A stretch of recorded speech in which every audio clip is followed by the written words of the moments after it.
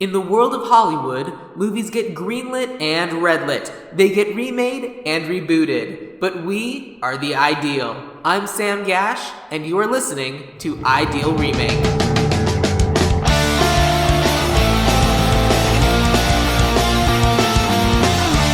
Thank you for listening to Ideal Remake. We take movies that either have been, will be, or should be remade and talk about what the ideal version of that remake would be. We're doing a deep dive today using the scuba equipment that was hidden in our shoe and wristwatch. And to help us find our MacGuffin, we've got returning guest Chris Lord. Now, Chris, is James Bond a movie or series of movies that has been, will be, or should be remade? Oh, that is a very complicated question. So I'm going to warn everyone right from the bat. This is my number one fandom. Like, you guys if you listen to the Superman episode I was on, you got a glimpse of how much I love Superman. Mm-hmm. Superman still falls below for me Batman, which still falls below James Bond. Huge James Bond fan. Sam Eskins, you have a Casino Royale poster on my wall. Daniel Craig constantly keeping an eye on me. Because that's the best James Bond movie? That is the best James Bond movie. Got it. Okay. And that is the only... Oh, see this... Okay, we'll get into that. It's like long, complicated answer. I mean, the obvious one is it has been remade. Yes. Sort of. Yes, so... Reboot, remake, to some extent. So there is the canonical reboot of Casino Royale. Mm-hmm. There's actually two other versions of Casino Royale that no one really counts. There was a made-for-TV movie version in the 50s. Starring who? I actually can never remember the person's name. I've never seen that version. It's like lost. But it is like a James Bond. Well, so he's American. He's called Jimmy Bond, and it's like a TV movie, so it's relatively short. But it's basically the plot of Casino Royale. So it's like Americans trying to remake Great British Bake Off. Like they'll take the plot, but they just don't get the essence. Right. Exactly, it becomes the mediocre American Bake Off. Mm-hmm. And then there's also a 1967. What else do you want? We got Paul Hollywood. This is what you want, right? I actually sat down to start watching the Great British Bake Off, and then I realized that it was really conflicting with my other life goal, which is to try and reduce the amount of sweets that I take in, so I had to stop. For me, the Great British Bake Off is something I can't watch alone anymore. I have like friends that I sit and watch Great British Bake Off with, and we always make sure we are eating dinner while we watch. Yes. So we're good. That is a smart choice, otherwise you will... go crazy. Oh, yeah. I mean, Postmates is dangerous for the fact that Great British Bake Off exists. Or being like walking distance from any place that sells anything with sugar in it. Right, exactly. Stay away from anything cookies, ice cream, muffins. So why is Casino Royale then the best James Bond movie? So for me, it's the best because it's just kind of objectively the best film that is also in the James Bond series. Okay. So I think it's the most accessible to anyone who's not necessarily a big fan. I think it's just really well crafted. For me, it's like a near perfect movie. I think Daniel Craig has done the most with the role. I'm not necessarily saying he's the best. Obviously, a lot of people, myself included, have a soft spot for Sean Connery. I also have a soft spot for Pierce Brosnan because he was my Bond as a kid, despite his less than stellar movies. But I think Daniel Craig is really great in that role. I think he is reminiscent of the character Fleming originally wrote, but also with a bit more humanity, which is really important because Ian Fleming was kind of a monster notoriously. I mean, based on the character he wrote, I'm like, hey, look, this is the ideal man. Yeah, he basically hated anyone who wasn't him.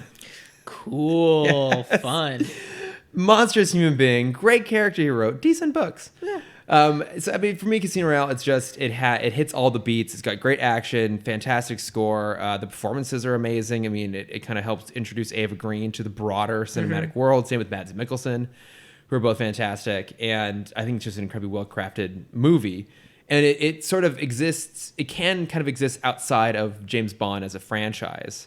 It also serves sort of as an origin for James Bond. Yeah, I'm not aware of like any of the other James Bond movies where that's the movie where he got his 00 certification. Exactly. Yeah. So when we originally meet certification yeah, would require a certificate. I bet you he has a certificate. His title and pay bump. Yes. He just has a certificate with like a royal crest up at the top for like Her Majesty Good Service, and then every other line of the damn thing is just redacted. I was gonna say he doesn't have a certificate. He has a pile of ashes that he has framed on his mantle. Exactly, because it had to be destroyed. This tiny little urn. Yes, that contains his certificate of 00 status. So before we get too far, Chris, you've been a guest on the podcast before, I but for have, people yes. who haven't listened to the Amazing Superman episode, pause this, go listen to that. But just in case they don't, because they're fools, Yes. please introduce yourself and tell us a little bit about yourself. Yeah, so my name is, of course, Chris Lord, as it was established, that fantastic intro. I have two other podcasts that I do. One is called Tim Talk, Tim with two M's, named after Bruce Timm, who created Batman animated series and all the subsequent spin-offs. So my friend They Cameron have a lot and of I- Bruce banter. It's a whole thing. Yes, exactly. We talk basically all the different Bruces in the world, fictional or real. Lots of conversations with the great Lots of conversations with the great Bruce Boxleiter thrown in there for good measure. I like that you think that anyone knows who that is. I mean, we were talking Tron beforehand. Okay. Is he in anything else other than Tron? I don't know who this man is. This is the first I've ever heard his name. He plays, was it Alan in Tron? The quote-unquote lead... No, because the lead guy's... Jeff Bridges in the original. He's like the other guy. Alan's his friend Yeah, who who doesn't get sucked in? No, who does get sucked in with them. There's someone else who gets sucked in? Yeah, it's the two of them and then the girl too, right? Like the girlfriend. Was Or it? no, maybe the girlfriend is Alan's girlfriend, but she's into Jeff Bridges. I don't I've only seen the remember. original Tron once, many years Me ago. too, but that's a movie I should do. Just mental note, but yes. But I don't remember. He's also in Tron Legacy as well. He's like the gravelly old man who keeps telling Sam Flynn he's got to get off his ass and go, live in the real world or whatever. The one thing that I do know about Tron, and the one thing I really respect about it, is that it's really, really good at respecting it, like the story and the world that it's created. Because my understanding is that like the video game Tron, or like the story about it, is about that guy's kid. Oh, okay. And so then Tron Legacy is about whatever Jeff Bridges' kid. And so it's kind of progressing the story forward with the world that it's previously created. Oh, I'd forgotten that. That's awesome. Yeah. See, there's some good stuff in Tron. Yeah, that's why I gotta go back and redo it. Yeah. Well, I mean, maybe we should start a Tron podcast. We can add it to our long list of podcasts. 3-4 episode, just a 4-episode deep dive miniseries podcast, because they do miniseries pod. It can be our serial. That's exactly it. It'll be our limited run, limited series just on Tron. We can call it Tronial. Talkin' Tron. Talking Tron, exactly. Trockin' Ton. So I do the Bruce Timm podcast, which is about all the shows and movies in the DC animated universe, but we also cover major tentpole releases. We'll do all the Avengers movies. We've covered the less than stellar DC films from the last few years. We kind of covered it all. We did Mary Poppins. We do random stuff. Y'all. And then the other podcast I have is called Gay It Forward, because I self-describe as the #worst gay, because I basically had no exposure to gay culture until more or less I moved to LA when I was 26, 4 years ago. Where are you originally from? Northern California. But not in San Francisco. I grew up like an hour south of San Francisco. So obviously San Francisco is, this centerpiece of gay culture. But if you're in San Jose, Silicon Valley, there's not a lot of it there. And so I'm trying to do this like rapid catch up on gay culture. And my friend Jonathan and I decided, what the hell? Let's make a podcast out of it. And so we'll go and watch movies, or we'll talk with other people in the LGBT community and kind of get their stories, and it's super, super fun. Yeah. So I mean, I do this podcast and I'm a big old nerd. So amazing. Yeah. So we're actually recording in your podcasting space right now. Yes, in my apartment here. What here is inspired? If James Bond is your number one fandom, yes, other than the fantastic Casino Royale poster, what other tokens to James Bond do you currently have sitting around us? Okay, so just within eyeline, there's actually not that much, but you might see over on my cabinet over there, there's the Lego Aston Martin DB5. I assumed that was a James Bond car. Yes, so I have wanted my entire life for Lego, my favorite toy. I have Legos everywhere, for them to do James Bond. Can confirm. It's endless Legos here, but like that is an ideal property for Lego because there's so many things you can do with it. So many sets, toys, and cars, and toys, and vehicles, and characters. And so when the rumor came out they finally got the license, I was super excited, and I was hoping it's gonna be a whole series. What it ultimately came down to, as of now, they did one set, and so it's that's probably about a 1/14th, 1/12th scale Aston Martin DB5 built inside out of Legos, and has all the working gadgets on it. So it's got the machine guns, it's got the ejector seat, the radar screen, the bulletproof shield. It's all there. In my room, I then have like a handful of Ian Fleming novels, all of which I've read. The rest are back home. I have the... I didn't realize this went that deep. Oh, it goes very, very deep. I have the DVD box set. I have 4 kind of novelty shirts, 3 of them from James Bonding, which is my favorite podcast about James Bond. I would do a James Bond podcast if the perfect one hadn't already been done. It already exists. I can't compete with those guys. I have met them, though. Isn't the premise of that podcast that they watch a James Bond movie and then talk about it? Haven't they gone through them all at this point? So they're doing kind of seasons of them. So they did it once the first time through. They started with Dr. No, and then they did Skyfall, which was the most recent release at the time. And they worked their way in the middle. And then the second time around, I think they did actually do it. Or no, they just kind of picked it at random. They're like, okay, you pick one this week, I'll pick the one next week.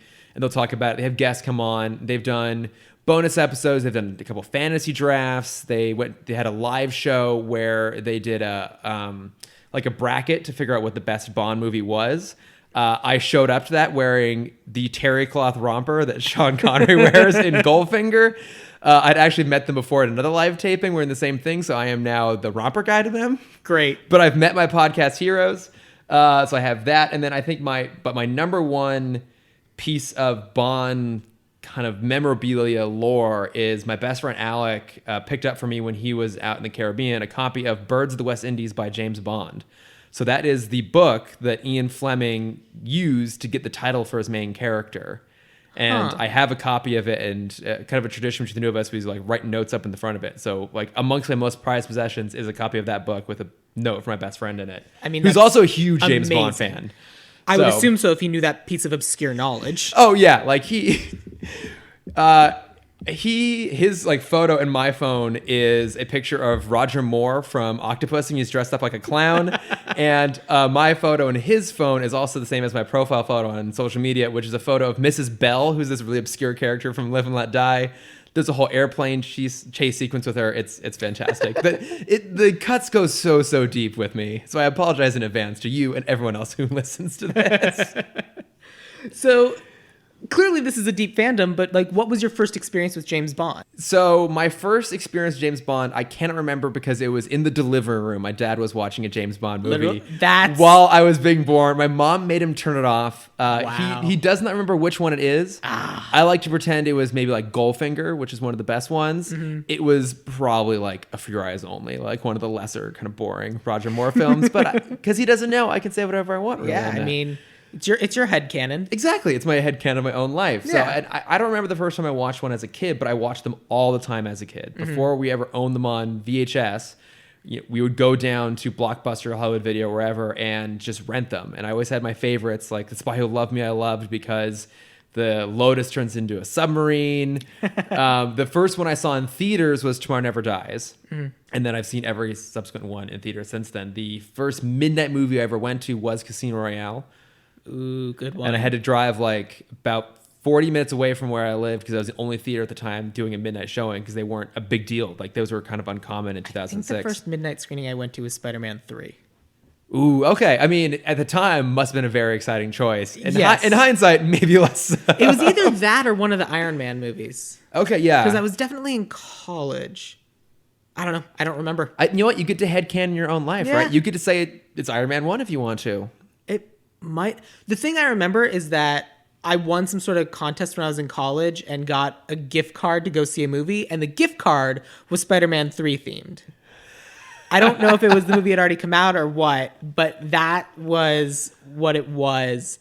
And I know I used that card, mm-hmm. So that's why I think that's why it's tied to that movie, but I think I used it to pay for one of the 2 Iron Men. Okay. What was the character on the card? Just a picture of Topher Grace? No, it was a holographic card where it was a Spider-Man suit, and then you would turn it, and it would turn into the black Spider-Man suit. It's like one of those things where like you turn it, and it looks like a different thing. That's actually really, really cool. It was a really cool gift card. Yeah. I was really happy about it. Do you still have it? No. Oh.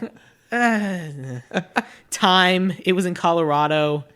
Who even knows? All things lost to time eventually. So the first James Bond, my first experience with James Bond is playing GoldenEye on the N64. Yes. Mm-hmm. I remember playing that when I was in like 4th or 5th grade. We go over to Josh Offenhartz's house and we just sit and play that game and just over and over and over again.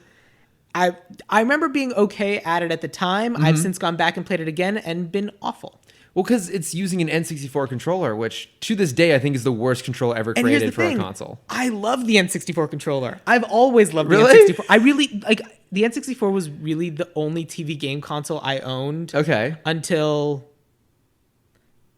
no, it's really the only TV game console I've ever owned. It's a good so one. that's the controller that I know. Yeah. So like that's the one that's like comfortable in my hand and that like so whenever I go to try to play like a PlayStation or an Xbox and I'm like, why are there two joysticks? Where's the third handle? I don't. Everything is wrong. Why is this more? Why isn't this also built for lefties? Oh, that's right. Yeah, because it would have been a good one for lefties. Because no matter what, your dominant or less dominant hand could. And I feel like that controller was great for basically anything but a first-person shooter. Which is why I'm terrible at first-person shooters. Right? Yeah, because it does not work well because you really need to move and look. Whereas you're playing like Mario, for example, like unless you're playing Mario 64. Games. Yeah, which is essentially a Mario first-person shooter. No, I'm shaking my head. Like that, yeah. I mean but that GoldenEye game though was amazing. I think for a lot of people, that's a hallmark moment in their connection with James Bond. I think it was a lot of people's first exposure too. Oh yeah. And it's. I mean, I've gone back and played it a little bit here and there. It is a really, really fun game. Actually, now that I think about it, I had a dream the other night that I was playing a remade version of it, which exists. Yeah. They did a re-release of it. Less blocky animation. Yeah, so it was a modern animation, and it was a full-on rebuilt game, completely new engine, and it was during the Daniel Craig era. So it's him as Bond on a GoldenEye mission. The problem with it is that it's kind of just a generic game with some references to it. Like the maps are similar-ish, the levels are similar-ish, but it's not like they basically just reskinned it. It's like playing, say, like the anniversary versions of Halo, which are the exact same game, but just with new graphics on it. It was a completely different game, and it lost some of its charm in the process. Yeah, that makes sense. Yeah. It just occurs to me that I also have I own GoldenEye, but I own it because I took my N64 with me to college, and we just had it in the RA room, and we were just playing Super Smash Brothers or Mario Kart or whatever, which were games that I owned. And at some point over the course of the year, when I was moving out, I was getting all my games back together, and I was like, when did GoldenEye get here? Right. And everyone had left and moved out because I was an RA, so I was the last one there, and it didn't belong to any of the other RAs. Oh my it was God. just all right, well, I guess I own GoldenEye now. Keeping this. Yeah. That's fantastic. Yeah, someone just brought an extra and just left it. I'm like, this is a $25 thing. This is great. It was your gift for having brought the N64 to the building and shared it with everyone. I mean, there were certainly people who played it more that year than me. Yeah. But the first movie I ever saw was was Casino Royale. Oh, really? Okay. I saw it in theaters, and that was the first James Bond movie I ever saw. Oh my God. So I've seen all the Daniel Craig movies. Yeah. On a plane one time, I was like, oh, they have James Bond movies. What's the one that I've heard of? Oh, I've heard of Goldfinger. I'll watch Goldfinger. Yeah. And so I watched that. And then, so for this episode, I was like, so what's the one James Bond movie you want to kind of fit this around? And you'd recommended From Russia with Love. Yes. So that is now the other James Bond movie that I've seen. Okay, so I've seen all Daniel Craig, and then those two. So that's a pretty good sampling. So I have an approach to take for people who have never seen James Bond. You came very close to hitting it. I always say that if you've never seen a Bond movie, you start with Casino Royale, because it's a good entry port, objectively the best. Yep. You then watch Goldfinger, because it's the most James Bond movie ever made. It's very James Bond. It's very James Bond. It sets the formula for every subsequent film, pretty much that point on. I said then the third one people should watch it's a toss-up depending on your taste, but I say either Moonraker or Die Another Day, because that's basically the worst and most ridiculous they can possibly be. And within those, approximate three films. So once you're riding high on the first two, you just barrel past the worst one, and then you're like, okay, I'm into this now. Yeah, well, I feel like that will give you a sense of what that franchise is like, because it is this kind of unique franchise. I mean, there are other properties that have lasted about as long. I mean, Star Trek is just a few years younger in terms of a franchise than James Bond. Doctor Who's been around for, I think, equally as long, I want to say. I think that was also 62 was the first Doctor Who. I'm not sure. But, there are only so many huge properties that have existed as long. And so Bond's amazing because you get to watch the evolution of film, basically, as you go through it. You get to watch how the world changes, too. You get to watch the franchise try and catch up with modern times often stumble their way Yes. doing it.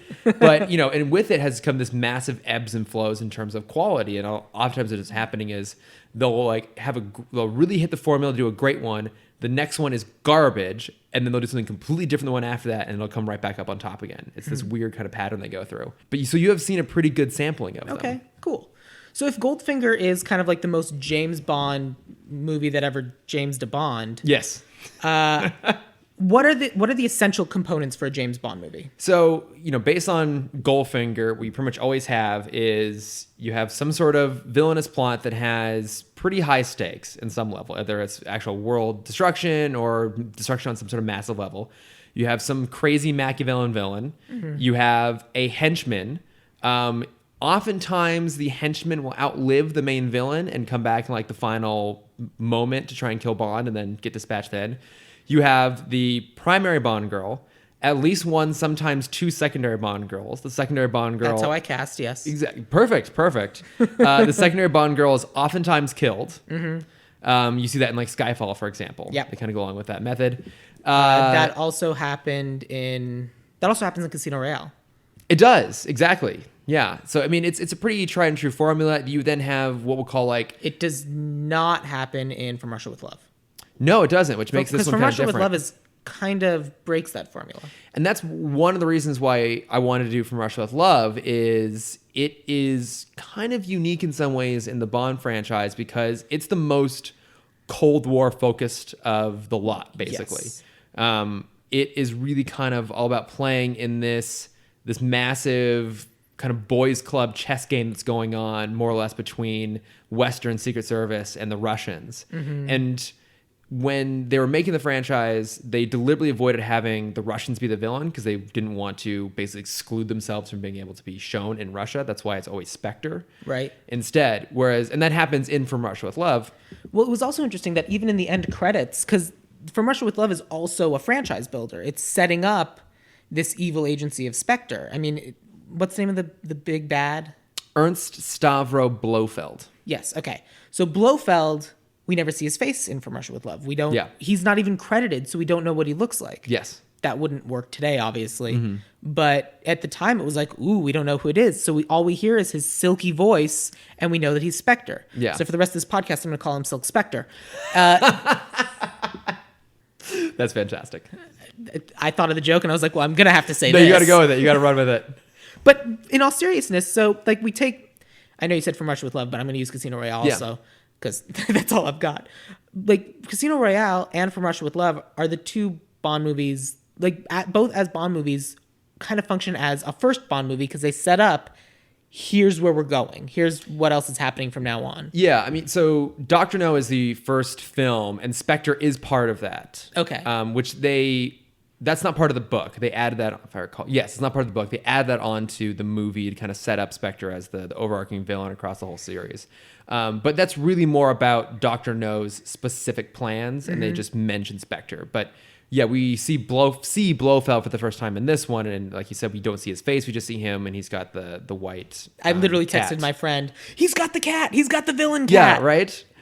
And part of the challenge with doing Blofeld, and this was an issue with Spectre, is we've had Dr. Evil at this point. Right. You know, and Dr. Evil is this fantastic send-up of that character. Mm-hmm. And so it's hard to go back and do that again in earnestness. And the problem is that Spectre completely botched it when they did it. They tried real hard.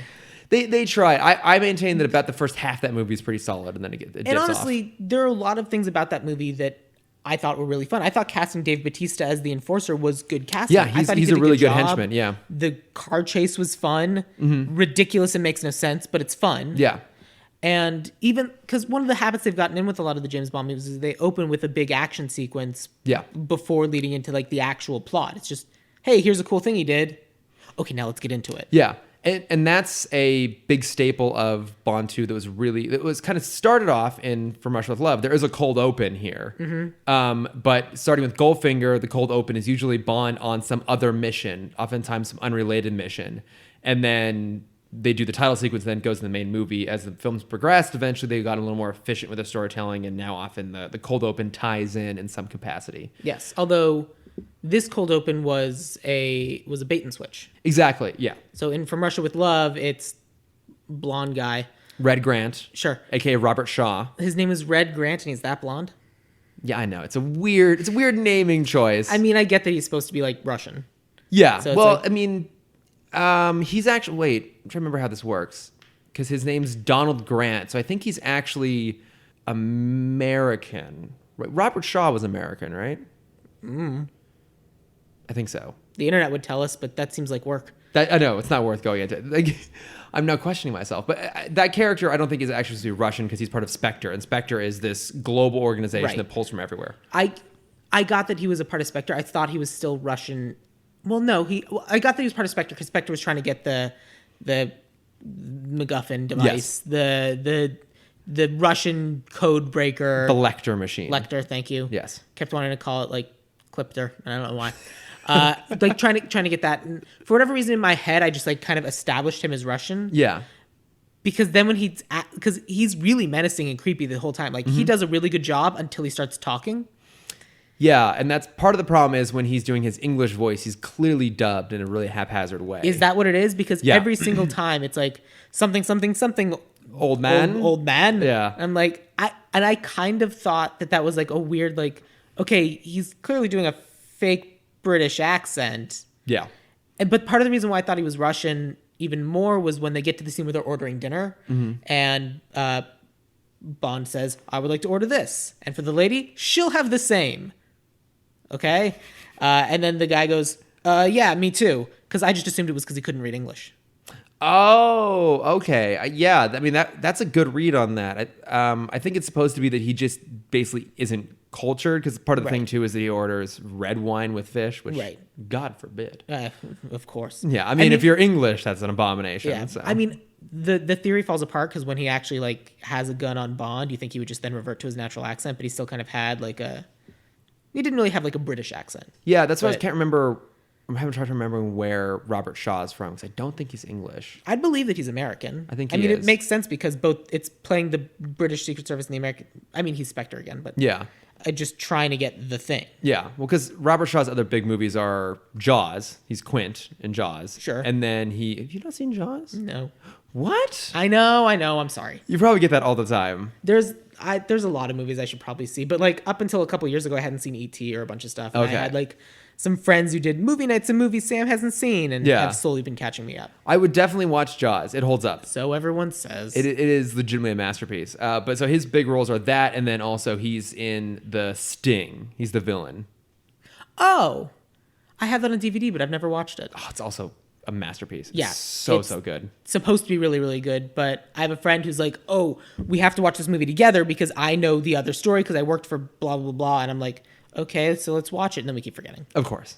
As it always happens. Keep watching Great British Bake Off instead. I mean, hey, you know what? If it's a good show, it's a good show. It's just so calming and relaxing in an otherwise chaotic world. Yeah, no, just the small little glimmer of hope.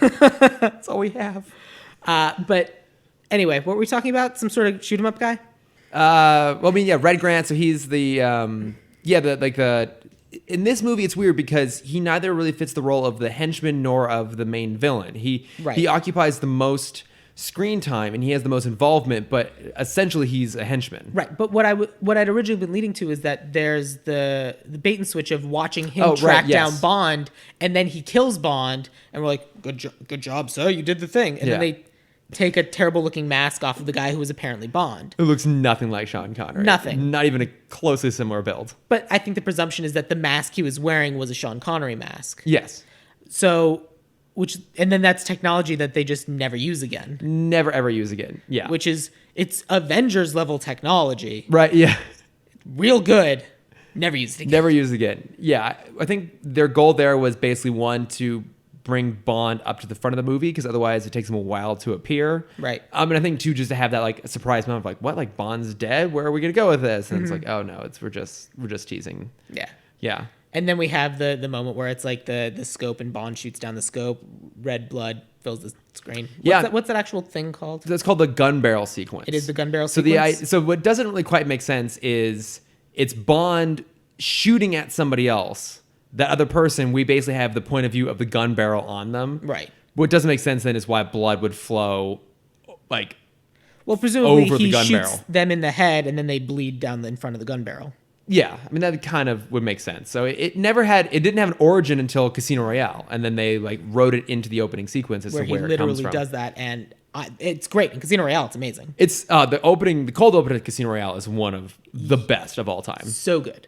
But what I was going to say is I'm so jaded and used to like super highly trained, really well done things that they have the gun barrel thing, and they have James Bond kind of turn and take the shot, and he literally hops, his arm comes all the way around, and then he shoots. And I was like, oh, he's dead. Also, that's not even Sean Connery. Of course it's not. It's a stuntman. Yeah, I think it wasn't until Thunderball he actually was in the gun barrel sequence. Deigned to be a part of the thing where his actual face wouldn't be seen. Yeah. It's the first time we ever see James Bond, technically, in any of the major James Bond films. It's not even Sean Connery. And I am embarrassed to say I've forgotten the name of that actor. That's that man. Again, the internet would have it, but I know. So far but away. But I am a self-proclaimed expert on these things. Yeah, but I mean, look, names on their own are hard. I'm more impressed if you can remember like the plot points and the details for that. Like, I think the story for this is more important, and remembering the name of that particular actor, I think, is just as important as remembering the name of the costume designer. Very important. Yeah. But I can't remember all of it. It's impossible to know all of it. Because, I mean, this is a movie all about style. So, like, the production design and the fact that they have a whole sequence on a train is amazing. Yeah.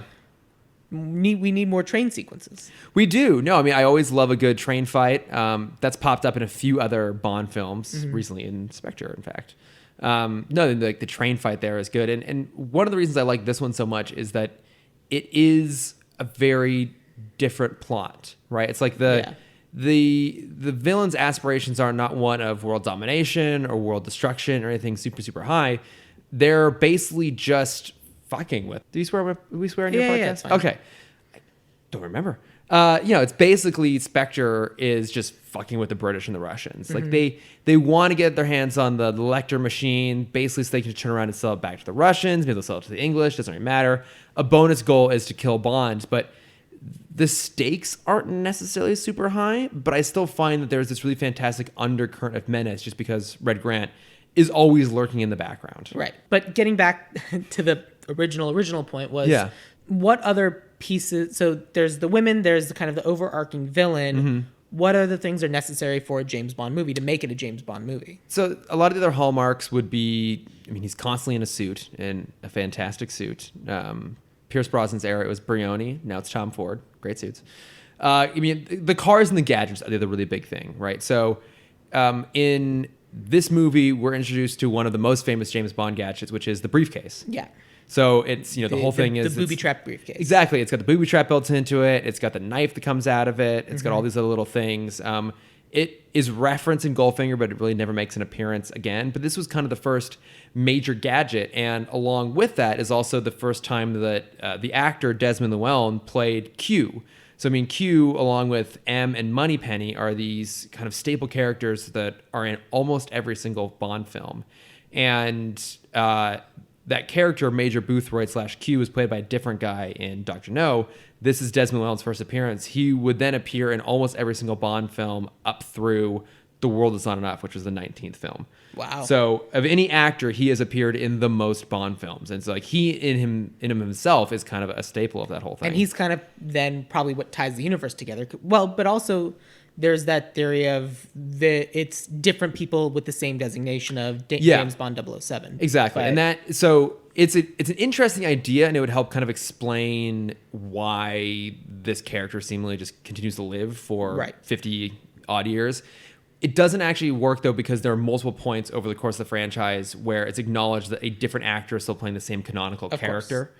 The only thing that's like a hint that it's been someone else is who was the name of the guy who replaced Sean Connery originally? George Lazenby. George Lazenby says, well, this never would have happened to the other guy. Yeah, which is just like this weird fourth wall breaking meta joke that's doesn't work. And the only reason it's in the movie is because he kept saying it during the course of filming. Like, well, you never would have told the other guy to do that. Yeah. And like, literally, it's just something George Lazenby said. I actually didn't know that. That's a I learned it in a podcast on George Lazenby. Wait, what podcast on George Lazenby? So there's a podcast called The Dollop. Okay. Where they take I've heard of this. stories Yeah. from American history and like ridiculous stories from American history. Yeah. But sometimes they'll flip it. And so they have a whole episode where they do a deep dive on here is George Lazenby's life. Oh my God. He has a super interesting life. Yeah. There's a great documentary called Becoming Bond on Hulu. Mm-hmm. And so it's interviews with him and a whole bunch of people around his life that were involved in his movie On Her Majesty's Secret Service. Which is supposed to be not bad. It's one of my favorites. It's actually really good. I almost chose it. It was a toss-up between that and From Russia with Love, and I'll explain why I ultimately chose From Russia with Love at a certain point. But, it's a great documentary. Also, they do recreations of parts of his life, because the idea is that he's telling the story, and he is a fantastical storyteller. Like, whenever he's telling a story, they're always super entertaining, in the sense that maybe it's not 100% the truth. Mm-hmm. And so they play with that in almost the kind of drunk history-esque kind of way, where awesome. The recreations have this sort of meta facade to them, where they kind of play off the potentially untrustworthy nature of the narrator. And it's really good. He's an interesting guy. He's also one of 2 Bonds I've ever actually seen in person. Ooh, neat. Yes. I mean, the obvious next follow-up question is, who was the other one? Well, Timothy Dalton. Okay. I just happened to see him at the Trader Joe's down the street once. Oh. Yeah. Did you say, good job in Doom Patrol? It was before Doom Patrol had come out. It was right around the time that he was cast in Doom Patrol. Got it. Okay. But he is fantastic in Doom Patrol. He is. And he is Really an enjoyed that show. underappreciated Bond. So. But, oh, no, I lost my train of thought. I'm going to be a real challenge for you, Oh, because God. I will go on these lengthy tangents about Bond. Wait, so we were talking about the codename thing. We were initially talking about the codename. Yeah. But the part of the reason I'm assuming you picked From Russia with Love is because it's a Sean Connery James Bond movie. Yeah, so the way I always think about remakes, and you and I have talked about this before, is that a great movie to choose to remake is one where it's a great idea, but the execution maybe isn't quite there. Yeah. And On Her Majesty's Secret Service closely follows that line. Mm-hmm. There are some imperfect elements to the execution, but overall, that is actually a really, really well-made movie, and I think one of the best Bonds. And I think George Lazenby is the most underappreciated Bond. I think he would have had a really good run as that character if he hadn't been an idiot and walked away from the franchise. Yeah. Everyone assumes he got fired. He walked away. That was all on him. I heard the podcast. Yeah, of course, yeah. Why am I telling this to you? You know these things. That's The Dollop. Also a podcast. Sponsored by The Dollop. So I almost chose that movie because I think that is a story that I would like to see retold at some point. Going into Spectre, there was a lot of speculation that movie might end up being a pseudo remake of On Her Majesty's Service. There are elements in there. One of the tip-offs was that the teaser trailer for Spectre uses the musical motif from interesting. On Her Majesty's Service, one of the best Bond themes. There are some pieces in there, but overall it's not quite there. And so that is a movie that I actually would kind of like to see redone in the main Bond continuity. But the reason I chose From Russia with Love is I was kind of approaching this of what's the Bond film that they would never make? Okay. So the reason I chose this one, and I so we can start getting into the real meat of it here. The reason I chose this one is that this is the one I would want to see remade, more or less, but actually set in the 60s. Oh, okay. So knowing how I did not do that. Well, that's fine, and we can play with that too. I mean, we can look at it from different angles, and also the casting still works. It's just I went multi-ethnic. No, that's fine. And, and everybody. Yeah, and I think that's the way to go. It's so white. It is very, very white, and setting in the 60s challenged that, but I think then playing with that and like finding a way to make it work is interesting. But and I did follow your rules. I was going to tell you that's what I was thinking, but I know your rules are don't talk ahead of time. Oh, no. My rule is don't cast ahead of time. But okay. But if like you're leading towards your own cast, but like I want to set it this time, I want to do this, I want to do that. That's all fair game. Okay. This is pure plot because the plot has nothing to do with who you cast. Right. Yes. So with the specific name of the person you cast, I should say. But, so the idea would be to actually do a Bond film in the modern era set in the 60s again. Okay. Because I think, Bond is kind of constantly reinventing itself in the contemporary time period. And that's always an interesting conversation is how do you do a new modern Bond? But that's a conversation that's happening all the time. I thought it'd be more interesting to say, well, let's say we're going to make a 1960s Bond film in the modern era with modern sensibilities. How do you make that happen? Because one of the most valid criticisms of the franchise is that, especially its early films, are really bad about racial politics, gender politics, in regards to Goldfinger, queer politics. But those are also staples of that time period. So then how do you factor them in? So that's why I chose this one. Cool. Specifically. Because it's very Cold War and therefore very, very of that time. Exactly. So you want to do another Cold War Bond movie. Yes. So the idea Which makes sense because Russia's very much a villain again. I know. Look how things come full circle. Isn't it great? Just for you. Yeah, it's just, thank God that happened, if only for me. Yeah. But yeah, I mean, it's the most Cold War. There's not really a lot of other Bond films quite like this in that regard. So I think that'd be an interesting exercise. And how do you do that in a modern context? I like that. I think that's a good idea. And I think one of the other things that we have to deal with, and we've dealt with this in some of the other movies that I've talked about, like something like The Matrix or whatever, where part of the mystique of the movie is it's the first one that did this idea. Yeah. And James Bond is one of the first, if not the first, like action movie. Yeah, I mean, it really helped launch that idea of like the action blockbuster. Right. I mean, the action movies before this are movies like The Ten Commandments, which probably was listed as an action movie, but by modern standards is by no means an action movie. Yeah. And even the early Bond films by modern standards are barely action movies. Yeah. So how do we turn around and take something like James Bond in a post-Marvel, post-Atomic Blonde, post The Spy Who Dumped Me world? Yeah. And I think that's kind of one of the fun things about going back to the past is it's honestly really hard to write a spy story in the modern context because the nature of what we perceive as espionage has changed. A lot of it is now done in this very abstract kind of digital sense, right? It's all done through kind of surveillance, but like electronic surveillance. Yeah, I and agree. It's Edward all Snowden done is a very good cue. Nothing. Who? Edward Snowden. The modern Q. And I thought Skyfall did a really good job of acknowledging sort of why it makes sense that Bond is still old-fashioned in a modern world. The problem is then it's hard to then follow that up, and they were challenged with Spectre. That's why I thought Skyfall was the last Bond movie, and Spectre snuck up on me. I didn't know Spectre was happening until it was out. And then I was like, wait, there's a fourth one? I thought that they just did the trilogy and called it. Yeah, I mean, we're going to move on and do another Bond at some point. There's like a whole separate conversation of when does this franchise stop? Right. At what point does it stop maintaining its relevance? At what point does it really start to feel stale? The problem, of course, being is those questions were relevant until Skyfall kind of answered them and then retorted, maybe like, this is why we're still relevant. Right. And then now they're having a hard time keeping up with their own relevance once again. I mean, the other problem is that in the same thing as something like Star Trek or Doctor Who, both Star Trek and Doctor Who already have within them kind of the reinvention built in. And honestly, so does Bond by recasting it. Yeah. Let's go again. But it reaches a point where even reinventing the character isn't enough sometimes. And I think that's kind of the problem with how people see it. Like that, it's kind of like a marketing idea. Like there's some brands that just go away. That's why the Oldsmobile is no longer around. Very true. It also helped that the word old was in it. Yeah. And like literally when Oldsmobile was being rebranded, like GM rebranded it as not your father's car because everyone thought of it as the car that like my grandfather drove. Exactly. So like, no, we're not your father's car. And then it didn't work. It didn't work, yeah. Buick is still trying to do that exact same thing again. Which is probably a good indicator that Buick is dying. Although Buick apparently is super popular in China. Why? I don't know, but it just is. It legitimately is. Like that is one of their biggest markets. Like China is keeping Buick alive. That's wild. I know, it's so bizarre, right? I mean, I'm sure there's some like instance where they paid someone who's super duper famous and it's like, oh, well, the super duper famous person had it. Yeah. I also need my Beats by Dre.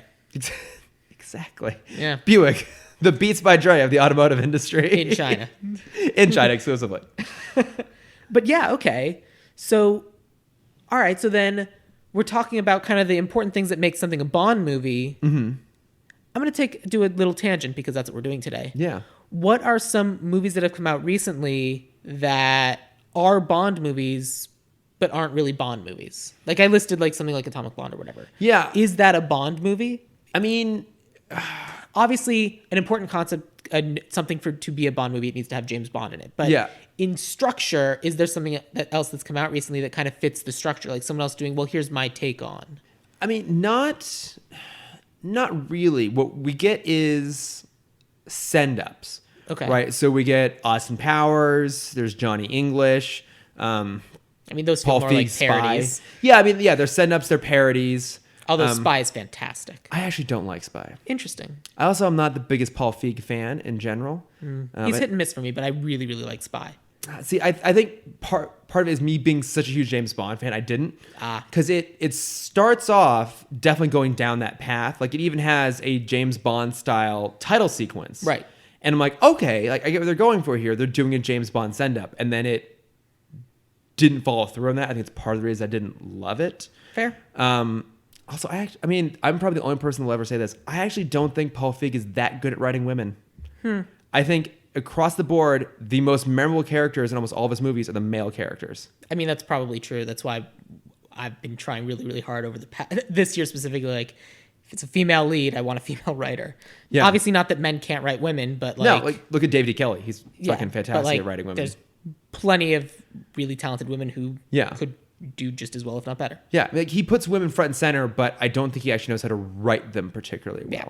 But I mean, that's a whole separate tangent. But, fair. You know, and then you get movies like the Bourne films, which are definitely their own distinct thing. And by the time we got to Casino Royale, we saw that franchise borrowing from Bourne. We get the Mission Impossible movies, which again are their own kind of fun thing. The Mission Impossible movies often feel kind of more like capers. Yeah. To me. And they, you know, a lot of their stuff involves, like, they're kind of heist movies on some level. Like, they're espionage heist films. I mean, honestly, the Bourne movies certainly kind of follow, like, action and a lot of story. The thing that, and I could certainly see why they would be the American James Bond. The thing that doesn't work is that they have this whole other amnesia subplot of kind of figuring out who he was. That just, if there's one thing that James Bond is, it's extremely confident in knowing exactly who he is. Yeah. And so we need kind of like that self-assured. If there's one person that's just the epitome of confidence in a character, it's James Bond. Yeah. So if you look at, I mean, and also Archer, but that's... Oh, yeah. I mean, that's the parody of exactly. Archer's in the parody. Like, kind of a movie that is doing its own version of Bond actually is Catch Me If You Can. Ooh, Steven Spielberg is a huge Bond fan. And for some reason, he's never directed one of them. I think part of it is for a really long time, they weren't necessarily going for big name filmmakers. I mean, Mark Forrester was kind of tiptoeing towards that, but frankly, Sam Mendes was the first like real big get in terms of... Well, here's a question. Are all the directors for James Bond, have they all been British, or is it they sometimes American? I'm trying to remember. I think the vast majority have been British. So for the most, like, so the recurring directors, and they kind of rotate in and out, but it's Terrence Young, who did From Russia with Love. Okay. Guy Hamilton, who did Goldfinger and a couple of the big ones. Lewis Gilbert. Peter Hunt, who did On Her Majesty's Service, who's an editor. And again, did a great job, but like that movie didn't succeed, so he unfortunately didn't do any more of them. And then one of the most frequent ones is John Glenn, not the astronaut, who was a second unit director and started doing them in the Roger Moore era and continued to do them up through Timothy Dalton. And then Martin Campbell did Goldeneye. Martin Campbell, I think, I want to say he's a New Zealander. I would have to double check that. The fact that you're listing off names in general for me is very impressive. But keep going. Martin Campbell also did Casino Royale. And then, let me see if I get this. Roger Spottiswoode did Tomorrow Never Dies. Michael Apted, who's most famous for doing the 7 Up documentaries. I don't know if you ever heard reference to those. But it's basically like it was a series of documentaries that was following the same group of people every 7 years. Oh, okay. Yeah, I've heard of those. Yes, he's a documentarian. He did The World Is Not Enough. Lee Tamahori did Die Another Day. Well, he needed something between the 7 years. He needed something between the 7 years. Yeah, he needed something to fill his time. Why not do a Bond film? And then Mark Forrester, had done up to that point, I think Finding Neverland. He had done The Kite Runner. He was an indie director. So all these names you've listed, are they all British? I can look it up. Or something from those I would say the aisles. vast majority are. So Cary Fukunaga is doing Bond 25. I'm pretty sure he's not British. Okay. Sam Mendes is, though. Okay. And I think that's what helped make Spectre feel so quintessentially British. Like that movie is unashamedly British, and it's part of the reason I love it so much. But I mean, he was the first Oscar-winning director to do a Bond film. So, like that was a huge get for them. And I think along with that, they were able to get someone like Javier Bardem, again, also an Oscar-winning actor playing a villain.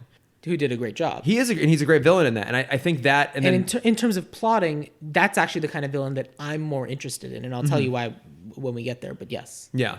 And so I think that helped push the franchise up into this sort of kind of upper echelon of who they could get in terms of casting, right? So it's like they get Javier Bardem, they get Christoph Waltz, right? They are now getting Rami Malek. Like they're getting bigger and bigger names as they go along. Is Daniel Craig making another James Bond movie? 25 will be his last one. The one in production right now will be his last. Part of the problem with the 25th James Bond movie, presumably. Yes, exactly. Or it is the 25th official James Bond movie. Yes, exactly. There are 2 unofficial James Bond movies, which is the one with Sean Connery, and then which other one? The 1967 Casino Royale. Which has the made-for-TV one. No, so there's a 1950s made-for-TV Casino Royale. Then there is a comedy film from the 1960s called Casino Royale, because I won't get into the whole details. Doesn't matter. But basically, when the production company who owns Bond originally secured the rights, they did not get Casino Royale. Someone else had it at the time. Oh, because it's the book. So they didn't secure the rights for the book. Yeah. I do remember hearing about that. Yeah. Okay. And then there's Never Say Never Again, which is a remake of Thunderball starring Sean Connery. Okay.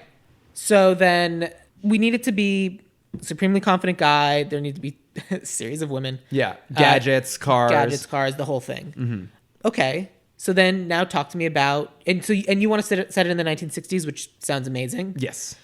Talk to me about what your James Bond movie would be. So again, I'm kind of approaching this as the Bond film that would never get made. Sure. Right. So we know that Bond. It's like writing the perfect spec script. Exactly. Yeah. This is a spec script for an episode that will never happen, but it's the essence. Like you can do things in this that wouldn't normally happen. Like the Friends one where they all get AIDS. Which is a real spec episode of Friends. I don't know who wrote it, but it is fantastic. It's the perfect spec episode because it's something that could never happen in the TV show, and it is the one where they all get AIDS. And it's amazing. Oh my God, I have to track that down because that sounds absolutely hilarious. I have it. I can email it to you. Please do. Absolutely, please do. Yeah, so this is the Bond film that the Broccolis, the family that has maintained rights to the Bond franchise, its entire continuity. Say their last name again? The Broccolis. Great. Wonderful. So Albert R. Cubby Broccoli was one of the 2 producers of the original films. I know. His stepson, Michael G. Wilson, has been heavily involved in the films for years. And then his daughter, Barbara Broccoli, is now one of the main producers. That's a fantastic name. Isn't that not like one of the best names possible? Name. Yeah, I know, right? Like, oh man, that's wonderful. People would probably assume that was Poison Ivy's real name, is Barbara Broccoli. I feel like Barbara Broccoli, I didn't say Barbara Broccoli was a competent. Because Poison Ivy, like you do the whole thing, like she's supposed to be like sexy or whatever. I feel like Barbara Broccoli has like curly hair and bottle glasses. What is it? Yeah, she's like a neighbor next door sort of character, right? Good old Barbara Broccoli. And yet somehow she always wins the garden fair. Yeah. Oh yeah. She is one up on everyone around here, and no one can figure out how she does it. Babs' petunias just can't be beat. Oh my God! I hope Barbara Broccoli has really lovely petunias. If she doesn't, I'm so disappointed. I know. I mean, she's the queen of the Cruciferous. Yes, she is. Very good, Paul. So they are very protective of their franchise. They will probably keep making movies beyond the Craig era once this one's done. They will very likely set it in modern times, which honestly is the better way to go. I think Bond, I feel like through history, like through time, should be the kind of the avatar for masculinity. And I think within that, it should evolve over time, right? So like Sean Connery's version of Bond is, very kind of hard edge and dismissive and very cynical. Yep, terrible. Exactly what you said. Exactly. A horrible human being. Awful. Also, as is Sean Connery. Then you look at Daniel Craig and he's tough. Who knew the one on SNL would be the better one? I know, right? It's crazy. No, and like Daniel Craig has done a lot with it. And I think he's brought a sense of like compassion and humanity to it that others have tried, but he really, really nailed. And, and I think that Bond should be a way to look at kind of how men can and should be. in a modern context. You know, I mean, you can have machismo without being toxic, right? And I think that the contemporary films have tried to address the toxic element of Bond's toxic masculinity. So that's where they would go with it, and I think it's the way to go. The idea here is, can you apply that same sort of modern perspective to a character that is forced to be in the 1960s? So kind of the exercise I was doing mentally on this is looking at the world of 1960s espionage as this boys club, right? It's all these men smoking cigars and drinking and coming up with these crazy plots and just kind of fucking with each other. And around them is all this collateral damage. And specifically the idea that in that world, a lot of the collateral damage is women, which has been a huge part of the Bond franchise. We even said that a trope is that the secondary Bond girl gets killed. Yep. So how can we look at the collateral damage that specifically women are facing around the Bond universe at the time of the 1960s? A thing that they mostly gloss over in a lot of ways. Yeah. And I think this one is particularly interesting because it already features kind of two prominent women in the form of Tatiana Romanova, the main Bond girl, and then Rosa Klebb, who's kind of the overarching villain. Which, frankly, for 50% of that was very progressive. Yeah. The other 50% of it was awful. Yeah, and I think there's an interesting way to take a character like Tatiana, like Tanya, and modernize her a little bit and have her push back against all the shit that's happening to her and make her less of just someone who's dragged along the way. Well, the one thing, Quantum of Solace is not a good movie, but I'm a slight defender of it. I recognize that it would suffer from the writer's strike. yes, but the one thing that I always really liked is that there's this beautiful woman in the movie and she's like, yeah, you're attractive, but I'm not going to sleep with you. Yeah. Yeah. And I always had which obviously internet trolls were like, no, Bond must have all the sex. Yeah. But I always respected that. I was like, yeah, she's got a lot of shit going on right now. I'm sure, even if she was into him, this is not the emotional time for her to be doing that. But I mean, her in the movie, she was Tatiana. Yeah. Or Tanya. Yeah. Tatiana. Whatever. Yeah. I mean, basically, she is being coerced into being in love with Bond, and then she is in love with Bond, and that I was never able to suspend my disbelief for that while watching For Marshall with Love, because basically the first scene is she goes in to see the evil woman, Rosa Klebb, and Rosa Klebb says, all right, so here's what you're gonna do, here's what's gonna happen, if you don't do it, I'm gonna kill you. Yeah. And so Tanya has to be in love with Bond. Mm-hmm. And then she actually falls in love with Bond, which makes no sense to me at all. Yeah. I don't care who the dude is. I don't care how amazing the dude is. If you're being there because the option is only other option is death. Yeah. That's some serious Stockholm Syndrome shit. No, it is. And, one of the great things about Casino Royale is that it does acknowledge that. Mm-hmm. And then they film them having sex, which is weird. And that somehow is the blackmail, which also didn't make sense to me. It really does. We're going to blackmail you by you having sex with this beautiful blonde woman. Okay? Yeah. For what? Well, you're a philanderer. Yeah. Have you not read my Twitter? Yeah, I know, exactly. Well, also they're going to kill him anyways. Yeah. So it's a little murky what their motivations there are, but when they cut behind the mirror and it's just the two of them filming it, I'm like, oh no, why? Yeah. Why is this happening? And also, I love there's Rosa Klebb just there, smoking a cigarette, just watching it happen. Yeah. She's totally into it. I mean, she's for sure into it. Oh yeah, she's definitely into it. But so I think the way to look at Tanya as a character is to, exactly to your point, she's forced into doing this, and maybe over the course of the movie she starts to develop an appreciation for Bond, because in this world he is supposed to be very handsome and very charming, and I don't think Sean Connery ever kind of put in the effort to be that way. I think he naturally came off that way. But if you imagine you put someone into the Bond role who also is kind of actively charming and who has a bit of a softer, sympathetic edge, you could see someone in her situation developing some sort of feeling for him, some sort of appreciation. Especially if she comes from a place where she's never really gotten positive reinforcement. Yeah. Although, no, that's a dumb thought. I mean, one of the things that because I kind of had comical names for all the different things that I cast. One of them was woman who is being blackmailed but falls for James. Yes. The thing is that she's being coerced into falling in love with James. Yeah. That's the problem. Mm-hmm. If she's being coerced into doing something else and then while doing something else, meets James and falls in love with him, I don't have a problem with it. Yeah. It's because she was specifically told at gunpoint, go be in love with this man, that I'm never in. But if it's being told at gunpoint, no, this is the job that you have to do. You need to do this because otherwise we'll kill you. Mm-hmm. And she's doing that. And then all of a sudden there's this guy here who's helping her and kind of preventing her from being killed. Yeah. And then also turns out to be like a reasonable human being. I could kind of see that. Mm-hmm. Like immediately, like you emotionally bond with the person, like you're making it so I don't die. That's great. Yeah. I mean, that's basically the plot of Casino Royale, right? It's like Vesper is being coerced into sabotaging Bond. Right. And because he actively at times shows her like genuine kindness and sympathy. 50-50, but yes. Yeah, exactly. There are times he's just a right bastard, which he should be. Like Bond as a character should be a bit of a bastard, but he also has a soft spot, and so he's the terrible guy with the heart of gold. Yes, kind of. What's the actual expression? The crotchety old man with a heart of gold, or whatever. I always hear the phrase "hooker with a heart of gold," but that's just. I'm also Julia Roberts, a fan of Futurama. Hooker with a heart of gold. Hooker bought with a heart of gold. Oh, Hooker bought with a heart of solid gold. That was a thing, wasn't it, in one of the episodes? Yeah. So, I mean, where's like the best place to start? Do we start with, I guess, who did you cast for Bond? Would that be the best place to start, I suppose? Before we get into that, because we still haven't talked about plot. Okay.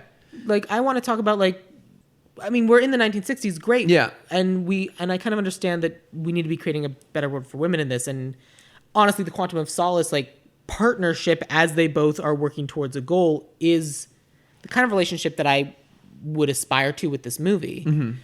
But what's their goal? What's the MacGuffin? What are they doing? What do we want them to get? Yeah. So when I was watching this, I was originally trying to come up with, something entirely different. And I always love when movies weave in, especially if they're period pieces, politics at the time. Yeah. And I couldn't really find anything particularly interesting in regards to, say, like British politics or even like Turkish politics at the time.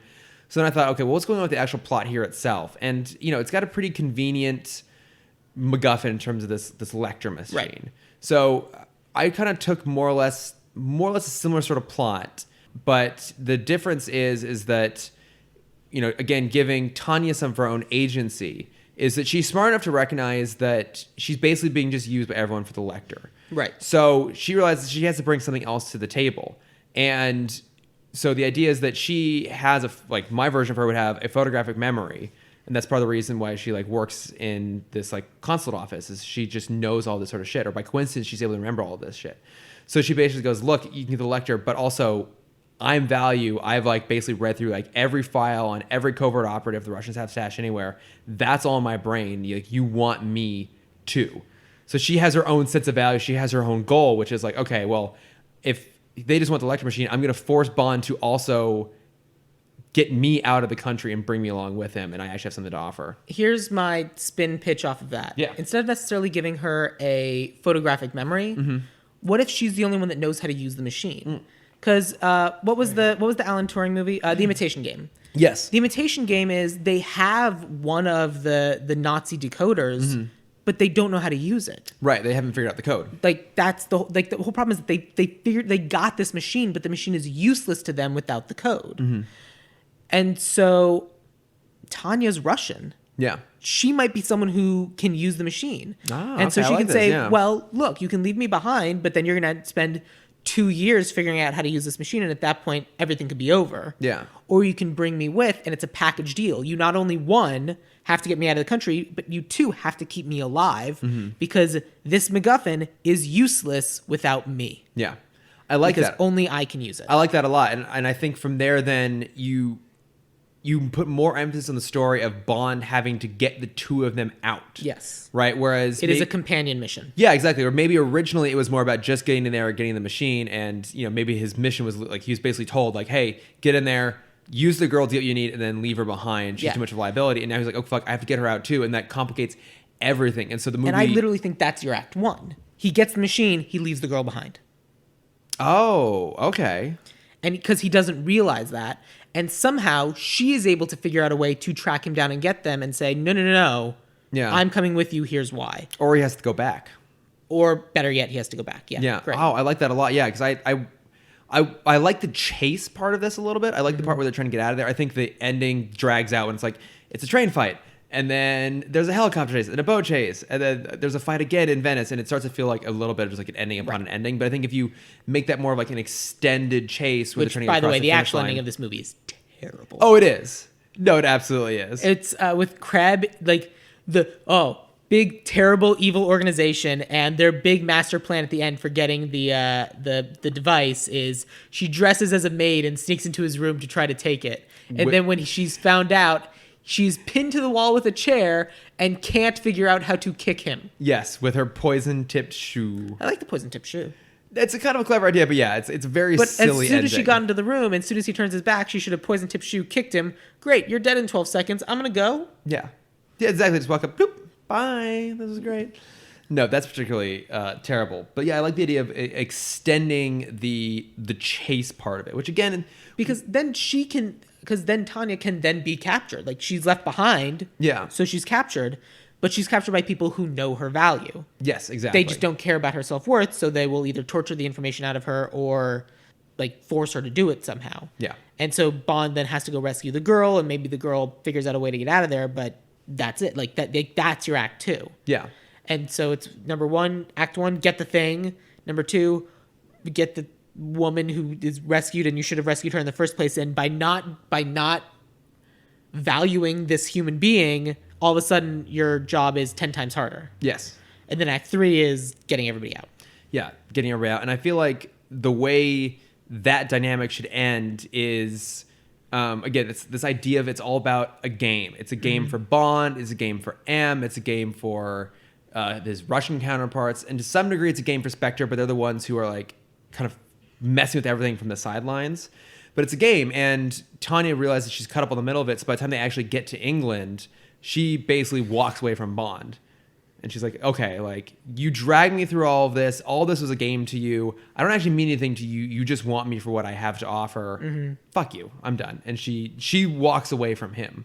Like, I think there still is a bit of a romantic relationship that develops to some degree in there, but she comes to realize that no matter what, Bond doesn't really value her, and she walks away. She can literally say something along the lines of, I'm a refugee, like, I need to escape, and I need to disappear. Yeah. And I can't disappear as long as you are here, because I'll always try and find you. And she literally will walk into, like, an American embassy, for example. Yeah.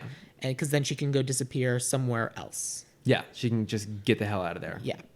Yeah, so I think the way to approach it is give her agency, give her something to do, make her more than just a puppet, basically, which is what she is. Or acknowledge that she's being treated like a puppet and then have her push back against that. And I like it because it kind of follows the initial Bond trope of, she's a woman. Yeah. But, no, she has a lot of value and she's actually useful and capable and is a really competent, a human being. A human being, yeah. Oh, man, you should have rescued the human being like a hero would have done. Right? And I think that's an interesting way to take the whole thing is that, these stuffy men basically are making all these calls, but there are a lot of women that are involved in all of it. And I think, again, you also establish Rosa Klebb in the kind of remake version of being... I would actually combine her and Kronstein. So Kronstein was the chess guy at the very beginning who like mapped this whole thing out and is super arrogant. Yeah. You think you make that one character and you do make her like maybe a little bit arrogant, but like genuinely a genius. Like This is her whole thing. You have her be the Madame Poison from Wonder Woman. Yes, exactly. If Madame Poison actually had something to do. She made the thing he put in his nose. I know. I really love Wonder Woman for the first 2/3, and then I really hate the third act. Yeah.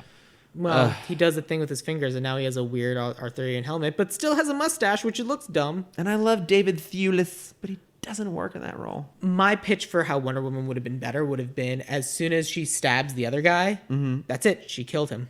Yeah. That's it. But the war's not over. Yes. And now all of a sudden they have, that was supposed to do it. That was supposed to happen. He was poisoning the hearts of men. And then it's, no, he wasn't. We're just like this. Yeah. Figure it out. Yeah, because we're going on a Wonder Woman tangent here, but I did a big superfluous boss battle does nothing. It does nothing, and so when Wonder Woman came out, we did a crossover podcast with some of our other fellow Nerdist folks. I listened to it. Yeah, I mean it was a super fun episode. I loved doing those crossovers, and Amanda, who's on that episode, had this great point, which was they wrote themselves into a corner essentially with Wonder Woman, because she believes that it's just Ares' fault that the war is happening, And if it turns out that she's wrong about that, then you've made your female lead character, wrong through the whole thing. But if she's right, then there's not an interesting message there. It's just like, oh, someone else is causing this to happen. And so I think, yeah, what you came up with there was kind of like a nice medium sort of thing. And even still, I'm perfectly comfortable with a character being wrong. You can believe something. You just have to, when you learn that that thing is wrong, adapt and change. Yeah. You can't then be committed to, oh, no, I did the thing. I got to go because I was right. Yeah. It's about how characters react to losing that I think makes them compelling. Yeah. Or react to being confronted with information that proves they're incorrect. Yeah. I think if someone is correct, because then it turns out she's right. Oh, she killed Ares, and it was him poisoning the hearts of men or whatever. And then World War II happens. Yeah, I know. And then wars continue to happen. They skip for the sequel. Yeah, exactly. This jump to the 80s. Yeah, which it doesn't work. Yeah. So that's why I think it was like as soon as she did it, I was like, okay, good. Yeah. Secret bonus Ares. I don't know. It was bizarre, but yeah. I think it's Anyway. it's a good comparison. Yeah, I think you make the Rosa Club character the true genuine architect of this whole thing. I mean, I'm perfectly happy to have like an evil man fronting the money, kind of like with the big master plan. Yeah. And then trusting this woman to execute it. I think that's how I cast it. That makes sense to me. Yeah. Because there have been only a handful of true female villains in Bond. The World Is Not Enough. I guess this is technically a spoiler, but that movie is 20 years old at this point. Yeah, so, like, in that movie, Sophie Marceau, who is generally one of the best Bond girls ever, but in a lesser film. But, you know, she is proven to be the true mastermind. And even going into... And it's a great reveal, and she is a really fantastic villain. And it helps, too, that the other villain in that movie is also pretty solid. So it's like, we already were happy with the villain we got, and then we got a bonus villain who's, like, even better. And even going into Spectre, I was really hoping that, you know, all this subterfuge of, like, oh... Christoph Waltz isn't playing Blofeld. He's not playing Blofeld. I was really hoping that was everyone's assumptions, like, oh, he's clearly Blofeld. And the twist was going to be it's actually Monica Bellucci's character. Ooh, that would have been cool. Was going to be Blofeld. And I think, like, you know, which is what Iron Man 3 was supposed to be before before produced the studio. I think it's Ike Perlmutter got all pissed off about it because Ike Perlmutter's a piece of shit. Yeah. But literally, like, she was supposed to be the Mandarin. Yeah. And this other dude was just supposed to be some schmuck. And then, like, Shane Black had to make the schmuck the Mandarin. Yeah, exactly. And I still love Iron Man 3. I have a soft spot for it. But, like, that small change would have been amazing. Yeah. And I think that becomes a key element of representation is, you know, seeing diverse characters in every aspect, right? I mean, like, a good example is, you know, for a long time, like, every Disney villain codes gay in a lot of ways. Like, every Disney animated movie villain codes gay. And so you start to see gay personas in villains, and this basically a way of, like, subtly villainizing homosexuality. And then, you know, the shift becomes, okay, we start seeing more positive representation, which is a critical step in the whole process. Like, there has to be positive, diverse representation for a long time, to the point where just these characters exist normally. And then beyond that, the next step is to have them be villains again. Like, as a gay man, I want to see more gay villains and have it not be that they, you know, it's not part of their... Did we do that in Superman? I don't remember. I feel like we did. I feel like I've had this conversation a lot with people. Yeah. Well, I want more gay villains. Yeah.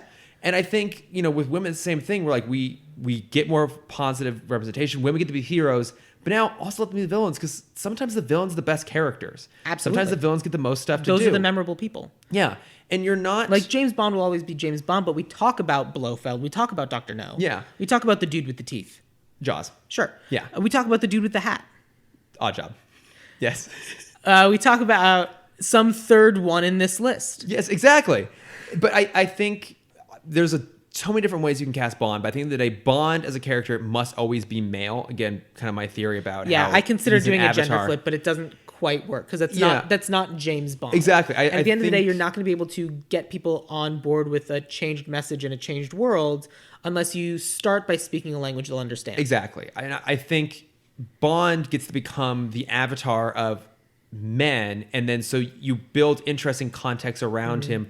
You challenge that character in a way that you want to see men challenged. Yes. But so part of that solution is do more female villains. Right. And part of what I think would make this interesting is if, let's say, there is a big female villain, but I kind of like the idea of there being a lead dude, but I want it to be a lead dude who So one of the things about reality right now is that we've got real life villains all over the place. What fun. Yes. But one of the things that makes them real life villains is their incompetence and their prejudice. Yeah. And that's what fills us with hopefully not false hope that we can win. But let's say we take a villain who doesn't have incompetence, doesn't have prejudice. Yeah. Just has a goal, and literally it could be a game recognized game type situation of the bad guy is the one who recognizes the value in these women. Yeah. And the good guys don't. Yeah. So it's this bad guy, let's say it's Blofeld, let's say it's not. Mm-hmm.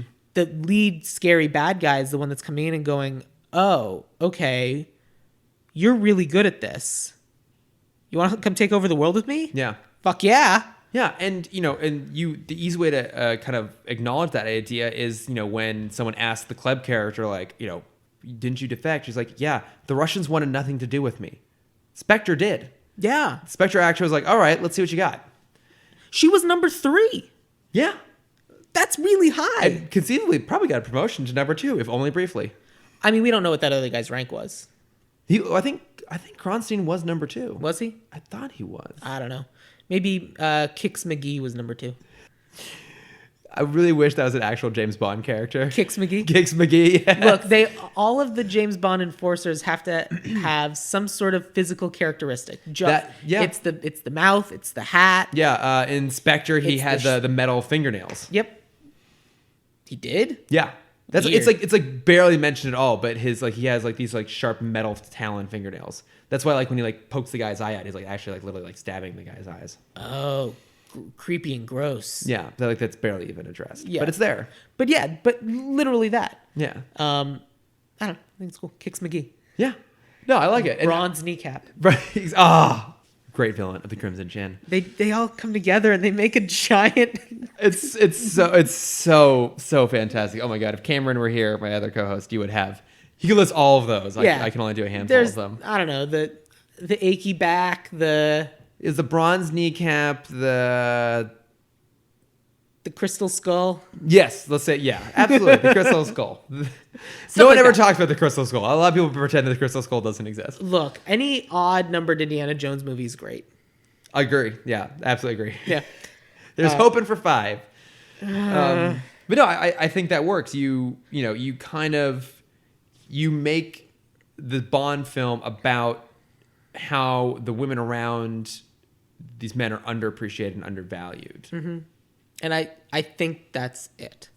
Because I think you have your like plot and then you have your message. And I think that's kind of what we've covered. Yeah. And then you just put it all in the 60s. Exactly. Yeah. And I think the fun thing with the 60s is you get to play in the 60s era of espionage, right? They do that some in here. It's like some of this here too. They have the code signals, right? And the hidden messages and all these things that now become irrelevant with modern technology, right? It's right. A lot of this stuff all of a sudden becomes superfluous if a cell phone is introduced. Yeah. You put it back in the 60s and these like actually the idea of trying to extract someone out of Istanbul and getting them all the way to the United Kingdom with is hard. It's a lot harder. Yeah, you can't just like text on, but like, dude, we're ready. Where are you? You can't hop on your bird scooter and roll away. Exactly. Yeah. Oh my God, it's a worse world. Bond on a bird scooter. I can't even. I mean, I would love that. I know. Because it's what is comedy? It's doing something crazy to a high stakes character. It's isn't it just like it's Sideshow Bob getting hit in the face with a rake? Yeah, because he's the ultimate. It's like you subvert the power status. Yes, status. Thank you. Yeah, you take the high status character and bring them low. That's comedy. Yeah, exactly. Good comedy. Yes. Yeah, a lot of American comedy is like, let's take the high status character and then have him pick on a lower status character. Let's punch and down. It's funny. Yeah, and it's like that's not how this works. No, punch up. Punch up. You fool. Yeah. Do what Mel Brooks did. Always punch up. Yeah. So let's get into casting then. Okay. So, and I don't know if some of your stuff changed a little bit with the new setting. I mean, I'm going to still go with these characters because I think that they're still good choices. Mm-hmm. And then we can just see how. The one that won't work is M. but Okay. I'm still gonna say it. 'Cause Okay. in my head, it still works. Okay, so how do you want to start us off here? Let's start with James Bond. Okay. The elephant in the room is Idris Elba. Yes. The thing is that I think Idris Elba, when they were recasting Daniel Craig, would have been the perfect, correct James Bond. Agreed. But that also, was- Chiwetel Ejiofor would have been great too. Yes. That was a character that was also recommended to me. Oh, But yeah. I had to... this won't come out by the time we record. So the movie I'm going to be doing immediately after this one is the movie Ronin. Mm-hmm. And I did my casting for that before I did the casting for this. And I made the Robert De Niro lead Chiwetel Ejiofor. Oh, that's good. That's Yeah. really, really good. And my friend who I was talking to was like, well, why don't you do Chiwetel Ejiofor for Bond? And I'm like, can't, I'll think about it. yeah. And she doesn't know that I can't because I'm in next episode. Yeah. So spoiler, but we'll see if it, Yeah. I don't have an audience. Yeah. No, you have to. Probably. But but yeah, no, I agree. He also would have been great 10 years ago. Yeah. And I think, because, in my opinion, I would really like the next Bond to be a person of color. I agree. And, for me, Bond has to be somehow British adjacent. Yes. Bond cannot be American. No. The reality is Bond has been Scottish, English, Australian, Welsh, Irish. Mm-hmm. By way of France. Exactly. Yes, exactly. Exactly. He's been all these things. Well, the crazy thing is I was looking up Daniel Craig, and Daniel Craig is literally English, Welsh, Scottish, and Irish. Right, yeah. He literally is all them. four. Yeah, he's all of them combined together. So, you just have that actor has to be somehow British related, British Yes. adjacent. It has to be very handsome and charming as fuck. Yes. The other thing that I did was there are two different kinds of male power fantasies. Mm-hmm. And we can kind of see that a little bit with James Bond. This is the kind of the male fantasy of and even take something like Dragon Ball Z. Mm-hmm. Dragon Ball Z are these ridiculously roided out dudes because they assume that the dudes who are sitting at home watching this wish they could be a crazy roided out dude. And even Daniel Craig to an extent is kind of a muscly guy. He's very muscular, yeah. Yeah. So for me, I kind of have an idea of a different take on the ideal man, let's say. Mm-hmm. Not necessarily muscular, but certainly fit. I Yeah. mean, obviously, it's James Bond. He's going to be. Mm-hmm. But not necessarily overly muscular. Okay. So my James Bond is Jacob Anderson. Who's Jacob Anderson? He's Grey Worm on Game of Thrones. Oh, okay. He's someone that we recognize. Oh, I had him in there for supporting stuff. Okay. He's someone that we recognize, but he's someone we know him, but all of a sudden but I think we can be impressed by him. Okay. And part of the reason why I think he's kind of a good idea is because do you happen to know what he does when he's not doing Game of Thrones? Isn't he a musician? Oh, is he? I don't know. Oh, I don't know. I thought I read that. He's a writer for British Sports TV. Oh, really? Yeah. So I was looking at his IMDb Pro and it kept saying writer, writer, writer, writer. Yeah. For all these British sports things. And I was like, really? Because I wouldn't have pegged that for him. Yeah. And it's someone who you look at, he's playing the type of character that he is, but he's also very, very clever. Yeah. And I thought that was interesting. Oh. And I also I like him. I like him too, yeah. I have a backup, but I don't like using backups if I can help it. Okay. So it's interesting because I approach that from a very similar perspective too. Oh, okay. Because I think we've done the big muscular, kind of macho version. Yeah. So I think you kind of then go for a more exactly kind of slimmed down, a little more traditionally handsome, kind of polished angle. Mm-hmm. You don't then go around and cast Tom Hardy for example. Right. And I think that's maybe one of the problems with doing, say, Idris Elba. He's this big, very macho, just super, super cool guy. I think you got to go for a different angle. So I went for Tom Hiddleston. Tom Hiddleston? Tom Hiddleston. Oh, that's an interesting choice. And I specifically went for him, and I had the advantage of knowing this where I want to go with it, but in the 60s, I think he makes a really, really good Bond. Probably. In particular, because... you take the Tom Hiddleston that was in Kong Skull Island?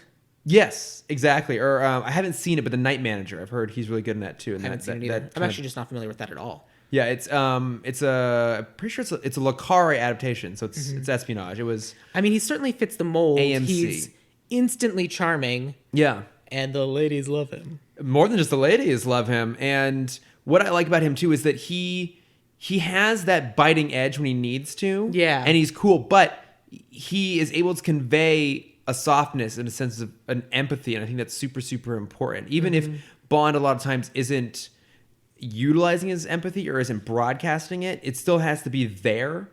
And you can see him being the kind of person that when you look at him, you can feel that coming off of him, even if the way he's acting doesn't convey it necessarily. And I think he'd be, a very good fit for the 1960s. Do you think he's too recognizable at this point? No, I mean, I think he is kind of a big name, and Bond oftentimes will kind of go for the lesser known people, but not always the case. I mean, Roger Moore was a really huge TV star with The Saint when they cast him. I mean, his name was getting thrown around even the Sean Connery They're also fighting back from Lazenby. Thank you, because Lazenby was the unknown. Exactly, but Pierce Brosnan was like this fan favorite. He was supposed to take over when Timothy Dalton got cast. He was literally on his way to the press announcement that he was a new Bond when NBC called him to say that his contract for Remington Steele got renewed. Like literally, it was down to the last day. They were unsure if they were going to renew Remington Steele, and they waited to the last possible day when his contract was still valid. That was the day they were going to announce him. They called him. It's like, yeah, we're still doing another season, and he then couldn't do Bond because he was contractually obligated. Yeah, contractually obligated. I mean, that's terrible. I know. I mean, he got it eventually, though, right? Yeah. So it's like, but even when he was cast, that was like, oh, this is a name that's been bandied about a whole bunch. And so, and Daniel Craig wasn't really well known when they cast him. So there's kind of precedent for both. I honestly don't know what Daniel Craig did prior to being Bond. Yeah. And I would speculate that when they come around to doing the next Bond, I think it'll be someone who is a little bit of a household name. Probably. If only because Daniel Craig is now so defined with that role. And obviously, Bond is one of those things where it's constantly getting recast. Like, that's a conversation every Bond actor gets. Oh, who do you want to replace you? Yeah. But I think Craig has been such a big deal that I think they need to retain that star power a little bit. And they'll probably cast someone with a bit of a name behind them. I think that's true, and I think that's fair. All right, we'll go with Tom Hiddleston. Okay. I think if we were doing a modern version, I would actually really like Jacob Anderson, too. I think he's definitely got some potential there. But yeah. All right, so then let's talk about M. I'll say my M first because with the world that we've created, she's not going to work. But I'm very excited. Who'd you go for? Helen Mirren. Again, she'd be fucking fantastic. Yeah. Again, modern Bond. Yeah. She would be ideal. Totally down She's for perfect. It. Yeah. But in the 50s, with the world that we've created, it's just not going to work. Mm-hmm. So tell me who our M is. I went for Charles Dance. Tell me about Charles Dance. So Charles Dance is Tywin Lannister in Game of Thrones. Oh, yeah, great. Yeah, he pops up in all kinds of stuff. I was actually just listening to a podcast interview with him, and he's really, really fun and charming. And I had a long list of people I was bouncing around. I had like some of the other options. And he's coming off of his triumph in Godzilla King of Monsters. Oh, God, I know. That fucking movie is so bad. Here's the thing. All the monster parts are great. I found them to get a little bit gratuitous and redundant at a certain point. Yeah, it's Godzilla. Yeah, I know. I mean, and at that point, you weren't happy because you were watching the people. You got to slog through the people to get through the monsters. Get through the monsters, yeah. I felt that way about the 2014 one as well, which is like when they actually had the monsters on screen, it was like super fun. When you could see them. When you could see them, exactly, yeah. But no, I thought Charles Dance would be good. I mean, I had a couple of ideas. I'm like, maybe like a Hugh Bonneville, but I feel like he would be too bubbly and light. And so my mind is, this is the 1960s. Who's going to feel like a guy who worked his way through the Royal Navy and held the position of admiral? That is for sure Charles Dance. Yeah, some of the other options I had were a little bit softer. I feel like it had to be a bit of a harder edged guy. And Charles Dance also very much feels like someone who'd be sitting in the boys' club, smoking a cigar, being like, isn't life just the best? Yeah. I've earned this by being me. Exactly. And he's got a bit of like in a better accent. Yes. No, that's the accent he's going to use for the whole thing. Oh, great. But he's got like a bit of a biting sense of humor too, which I feel like is critical. So that was who I went with. The good old Charles Dance. Chucky D. All right, then tell me about your Q. Okay, the Q, this one might be a bit challenging given the time period, but I think kind of given the idea that we had about women being in the background of all this was still super critical. I went with Tilda Swinton. Ooh, interesting choice.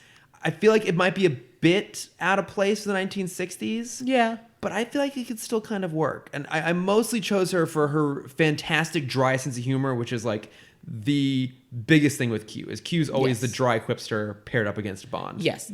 Q is always funny to Bond's dry, Yes, exactly.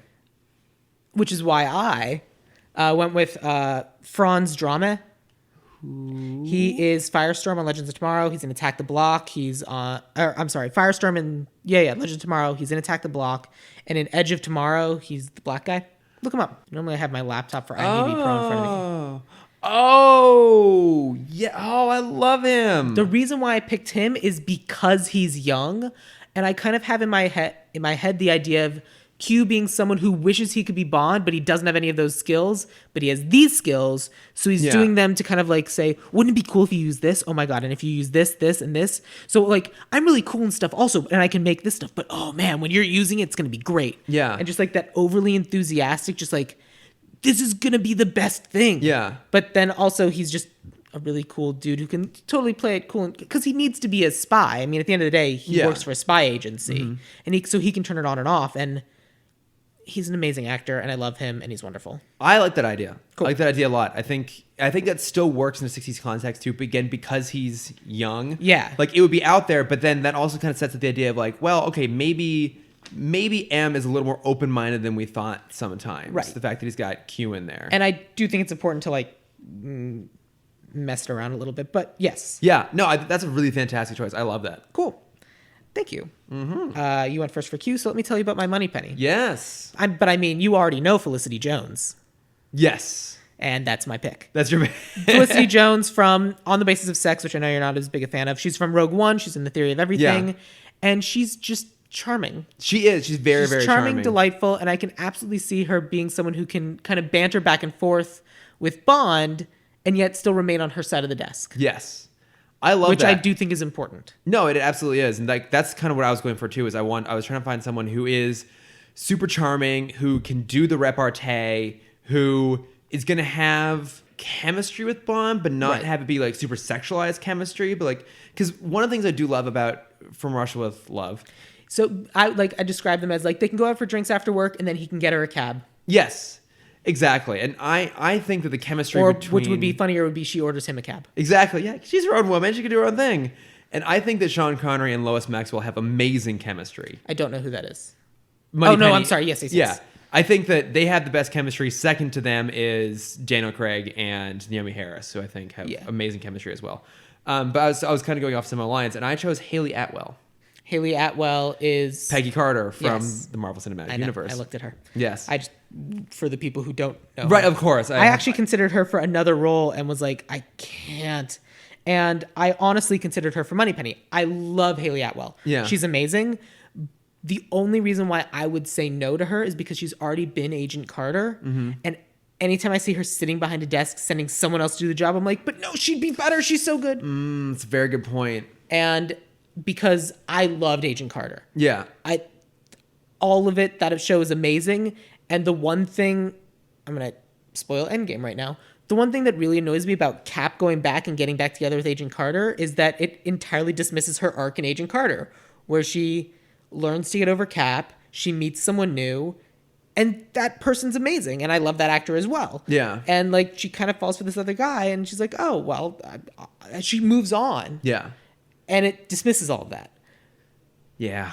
I mean, your ex shows up at your door, stuff happens, but... Yeah. And also, ultimately, it all gets undone when he leaves. What? Like, because I have spent so much time figuring out how the Endgame time travel shit works. Okay. But the only way for him to be back in the end of the movie old is he didn't arrive there because just by he aging. ages slower? No. He had to leave the timeline that he was in. So he went to another timeline, spent his entire life with Peggy, and then left and went back to the main timeline. And when that happens, basically that timeline gets closed off. So like... Either way. Yeah. Also, basically every other timeline ultimately ends in a snap anyways, based off of the fact that only in like 1 out of like 14 million work out the right way. I heard you guys talk about that, but I don't necessarily agree with that for separate reasons. Okay. But my basic theory is that all of a sudden, like, we have all these other universes, and all those universes started the instant Thanos destroyed the Infinity Stones. The only reason we have other universes at all is because he did that, because Tilda Swinton says, the Infinity Stones are what keep there being only one timeline. Well, They are the thing that protects the timeline from being and from there being branches. As soon as he destroys them, there are branches, and that's kind of what I think allows time travel and everything else to work. Because literally the Infinity Stones were preventing it because that was their role in the universe. It's slightly more complicated than that, but that's a whole... That would be a 2-hour podcast in itself. Okay. And by my understanding, it was. Yeah, exactly, it was. But still didn't answer it. So that's why I would say no to Haley Atwell, because she's been Bond. I agree with you. I guess my one concern with Felicity Jones is she's an Oscar-winning actress. Can we get her to have 5 minutes of screen time behind a desk? Of course we can. This is the ideal remake. You're right. All right, let's do it. Felicity Jones it is. All right. Especially because we can say, well, just book you for one day and here's $1 million. Yeah, that's true. Yeah, that's true. I mean, Moneypenny is a very memorable character, but at the end of the day, she isn't there a whole bunch. Yeah. She's there to be fun, to have a little bit of banter, to kind of humanize Bond. Yes. And then we move on to the actual story. Mm-hmm. Every time we see Moneypenny, she says, save the cat. Yeah, pretty much, actually. It's like, oh, Bond's a decent guy. Look, he has like a nice flirtatious banter with the secretary. Yes. And that's basically it. Yeah. So that's all of the named characters. Let me tell you about some of the other people I have. Okay. By just like the descriptions I have for them. Okay, yeah. I have the older, affable helper man who was also foreign. Okay, so Kareem Bey. His name's Kareem Bey. Okay.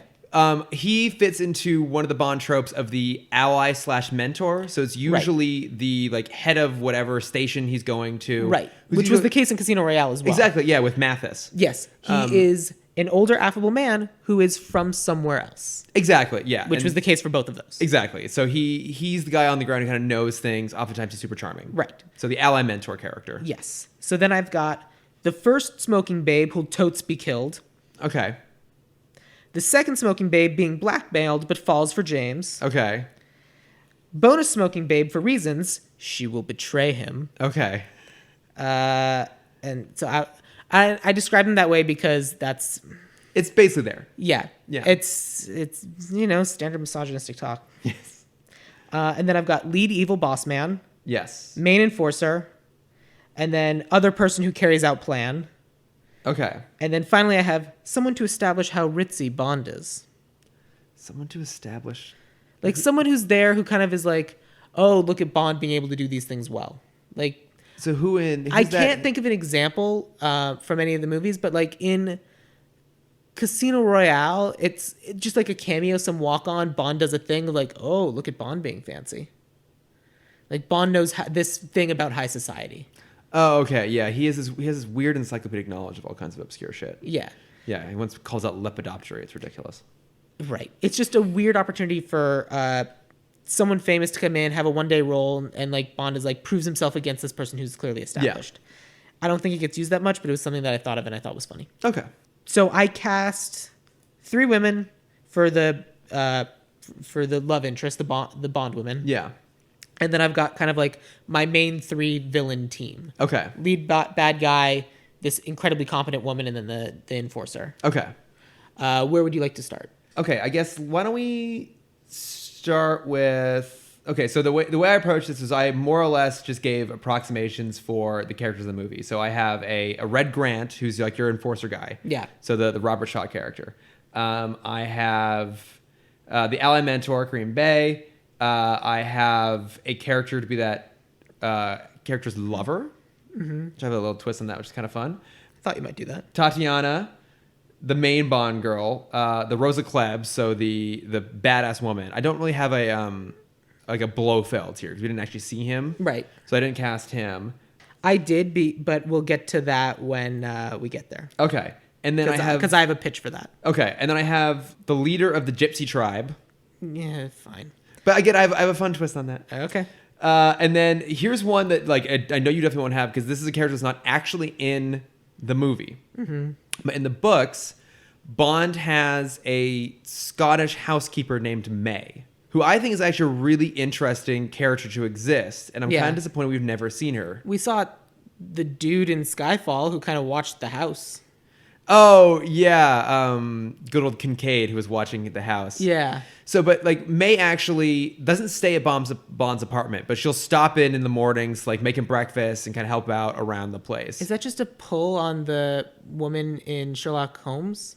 Oh, I mean, I guess kind of. It's more just kind of this housekeeper. But I wish we actually got a chance to see a bit more of Bond's personal life. And again, with this movie in particular, I think it's interesting to look at what his relationships are like with the women around him. So you have a Moneypenny. Yeah. But I also like this idea of this kind of like older woman who has a bit of a bite to her and won't put up with his shit and will call him out on it. So I've kind of added this character of May, who's in the books, is not in the movie, because I would like to see like a little bit more time up front where we get a sense of what his relationships are like. Because one other interesting about From Russia with Love is it's also the only time Bond has a recurring girlfriend.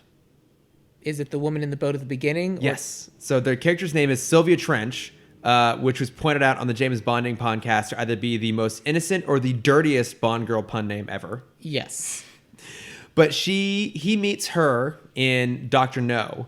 She's the one who actually teases him up. It's like, oh, I admire your luck, mister. And that's what he chimes with Bond, James Bond. He meets her in that, and then she appears again in this. The original plan was to have her appear as the main Bond girl in Goldfinger, and that didn't pan out. But I kind of like this idea of Bond having a girlfriend back home that he actually does have some sort of affection for, but he's still off. Philandering all over the place and doing his monster. thing. So I guess that would be like my initial Bond girl that would most likely die. I guess in this case, though, she probably wouldn't. She just gets left behind. Yeah. I'm not opposed to that. It's just kind of like part of the problem with Bond is that like he's a serial cheater. Yes. Theoretically. I mean, theoretically, we don't know the relationship status he has with any of these women. Who knows? He's clearly non-monogamous. Yeah. And even in Casino Royale, he says his type is married women. Yeah, he just makes a joke out of that. And so I think, I don't know, I think there's something interesting there about, again, approaching a... Here's what we can say. Yeah. If we have a girlfriend back home who knows what Bond does when he's out and is comfortable with it, especially if she says a line of, bring home a new trick for me, something like that. Mm-hmm. Something is like she knows that that's what he does and encourages it or likes it or whatever. If she's on board with that, I'm cool with it. If it's just he's going behind her back and cheating on her, I don't like it as much. Yeah, I see more of it kind of along she's kind of aware of it. Or maybe maybe their relationship status is a little bit undefined. They never had like a real honest conversation. It's just whenever she's aware. Whenever he's in town, they get together. Yeah, but like one of those. She's aware of what's going on. Yeah, okay. Yeah. That's more important to me. Yeah, and that there is, I think there is some genuine warmth there, but neither of them are really quite willing to make a move to make it a little more serious. Bond because of his work, because of what he does, and her recognizing that this is kind of a futile effort, but I'm just going to enjoy it for what it is. Fair. And so it kind of creates this ambiguous relationship for him a little bit. Someone that he has an affection for that maybe might be in the back of his mind on some level when he's on a mission. I think in particular, this mission where he has to go and basically fall into this like honeypot trap makes kind of interesting. Right. Because, it's basically him. Which, by the way, he falls in the honeypot trap, but it's not a trap. He just gets the honeypot. Yeah, I know. It's kind of ridiculous. Yeah. That's also the way it was written. It's like she's just there to be part of the prize. It's terrible. Yeah. Okay. So then let's start with the Bond women. Okay. For whatever various roles. Yes. Let's just cast. I have three. I have three as well. Highly competent, very good. So of the 6 we've got, let's pick 3. Okay. Women who they're all good actresses. They'd all be very actors or actresses. It sounds like. No, these are all women. Okay. Oh, yeah. In my version, if I were doing a modern Bond would be pansexual. Yeah, which Bond, I think has been implied. Yeah, he had a little joke in Skyfall. He made a comment like, "What makes you think this is my first time?" Something like that. Which I love that line. But yeah, in my mind, a modern Bond would fuck anything because the '60s Bond basically fucked anything. It just was exclusively women. Yeah, he's the modern interpretation of Marlon Brando. Exactly.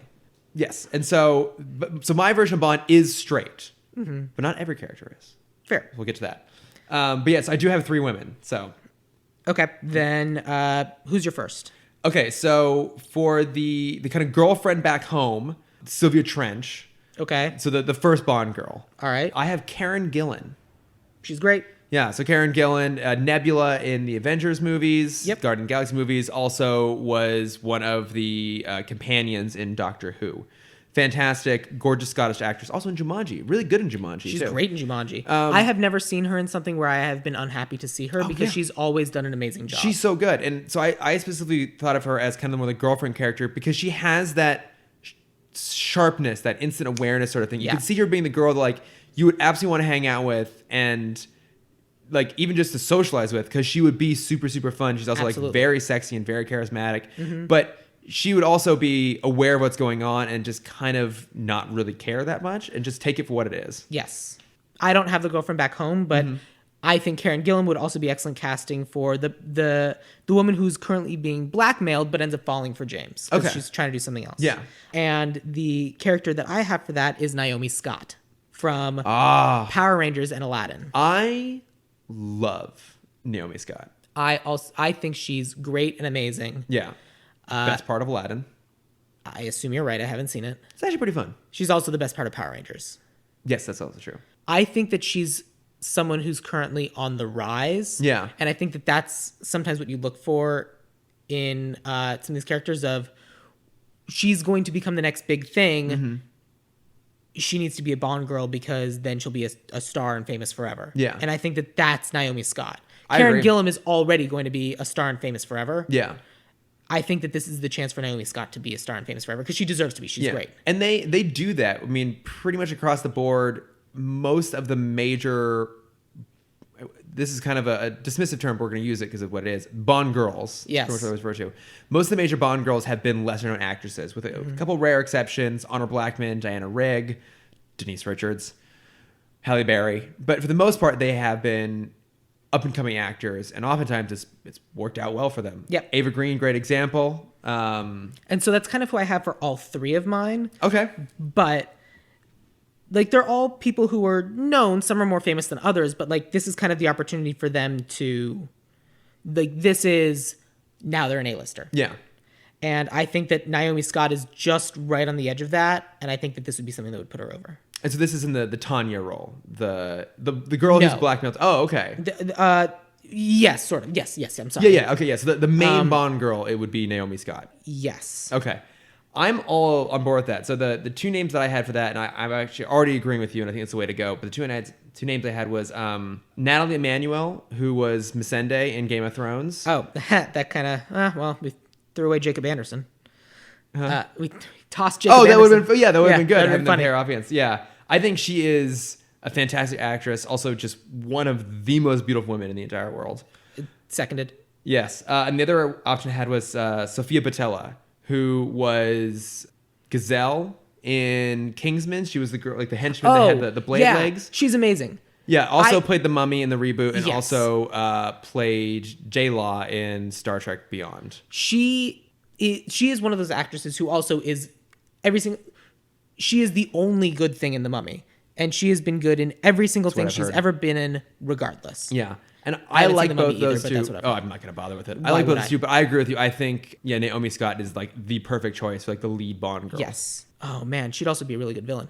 I tried to avoid everyone who'd ever touched things that were similar to Bond. So like I avoided a lot of Kingsman stuff, but Sophia's so amazing. The other two that I have are one whose name you'll know, one whose name you won't. Okay. The name you'll know is Natalie Dormer. Yes, Natalie Dormer's fantastic. For those who don't remember, she's in Game of Thrones. She's in Hunger Games. She's Tyrell. What's Marjorie Tyrell? Thank you. Yes. From the House of Flowers. Yes. I kind of put her as the beautiful woman that Bond is immediately attracted to, who ends up betraying him. Okay. Because she very much has the sweet, but could absolutely stab someone in the back. And the other one that I have of the first Bond woman who is killed. Yeah. I had an actress named Kitty Leung. She's Cho Chang in Harry Potter. Oh, yeah, she's so good. She is, and she's done a bunch of other like little British things here and there. And I saw her picture and I was like, I know she's Cho Chang. I still don't recognize her. Yeah. But she's got like kind of that cache of like, she's clearly great and she's obviously very good. Yeah. And so I also, part of the reason why I cast her, why I cast Naomi Scott, less Natalie Dormer, is because, again, I'm trying to make this less white. Yeah, diversify a little bit. So that's why I'd probably be willing to let Natalie Dormer go first before I let anyone else go. Yeah. So who are our 6? We have Katie Lung, Naomi Scott, Natalie Dormer. We have Sophia. We have Karen Gillan, and we have. Well, I'm cutting out. I'm taking off the table Natalie Emanuel and Sophia Boutella in favor of Naomi Scott for the main. Okay. So we have the main Bond girl, and then I guess are we gonna go for?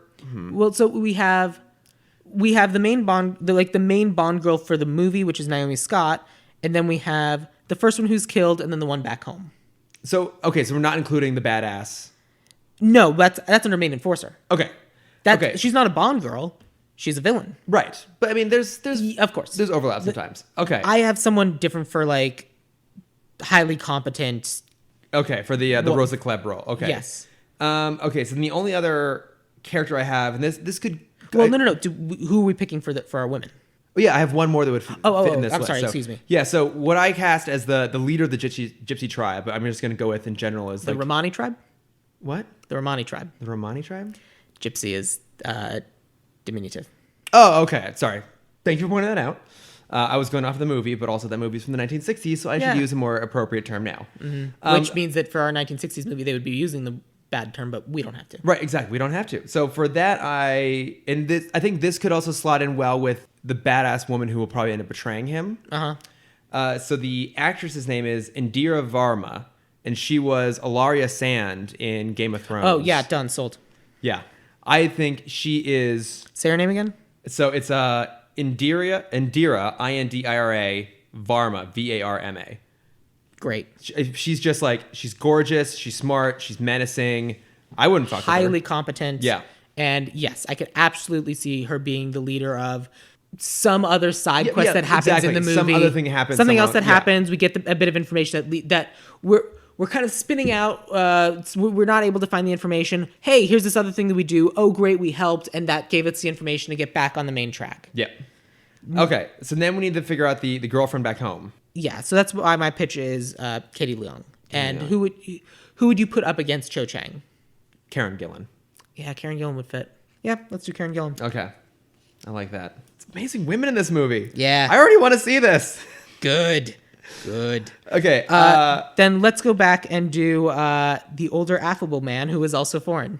Okay, so or whatever your term for him was. So the Karen Bay is the character, but the allied mentor character. Allied mentor. Okay, so I was also definitely trying to go with person of color, trying to mix it up a little bit. As did I. I have a few options. So if are we keeping the setting? Are we keeping Istanbul as? We can. Okay, so I was kind of basing off that. So I'm gonna go with two major options here. Alexander Siddig. Tell me about him. He's most famous as being the Doctor from Deep Space Nine. Okay. He also played the leader of the Sand Tribe in Game of Thrones. He's got one of those faces. I vaguely remember him. I would have to look him up, but I don't specifically remember. Yeah. So I mean, I was trying to find someone who, in terms of the background, would fit that area. Yeah. But also is really charming. Don't worry, I got you. Yeah, I'm not super sold on it. The other option, Jordan Peele. Interesting choice. Yes.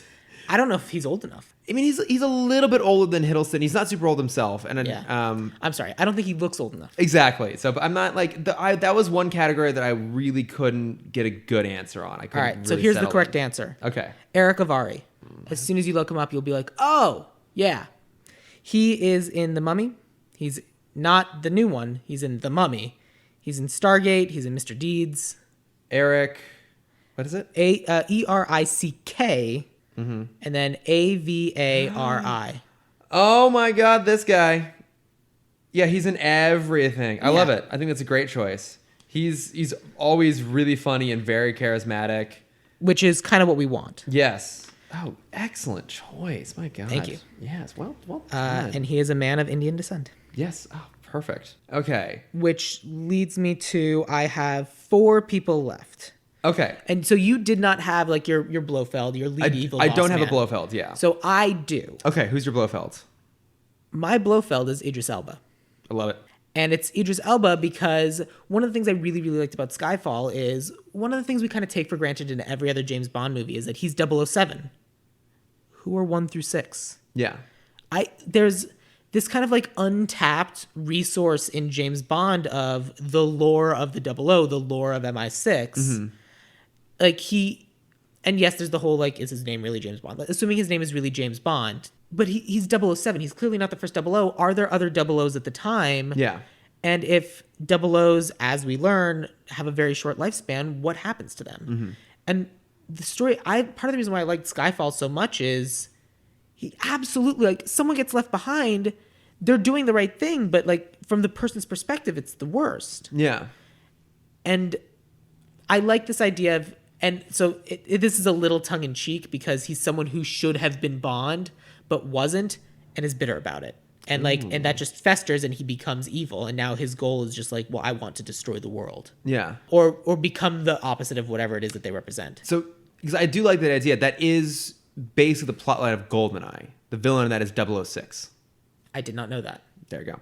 But nonetheless, I still think that's good. I like that idea of, that Blofeld could be someone that was discarded by this world, by this game that's getting played out. And so now he's playing it on his own terms. Right. He's like, he's an element of subterfuge. Unfit to play the game. So he's doing his best to play the game better than anyone else. Yeah. And as such, he's picking up the other pieces that are also being discarded, namely women. Yeah. That like, oh, well, you're being dismissed just like I was. Mm-hmm. Help me. Yeah. Because we can prove that we're better than they thought we were. I think it's genius. Absolutely love it. I also think he can be menacing. Oh my God, he can be so menacing. So scary. So good. He's so sexy. I didn't say that, but yes. Yes. But he is. Like, I love that clip from when he was in The Office and they just cut to, do you remember when I've never watched The Office. Okay, there's a season where he plays like one of the major bosses at Dunder Mifflin. I'm sure he's like super high up. And like obviously everyone in that office is completely in love with him. And there's a moment where it cuts to him and doing like the direct address interview. And he's like, I'm aware of the effect that I have on women. Amazing. He's incredible. But no, I think that's fantastic for Blofeld. Great. So then let's talk about like kind of the main enforcer. Okay. Like kind of the big guy who gets a weird body part. Okay, yeah. So the Red Grant in this movie. Yes. Okay.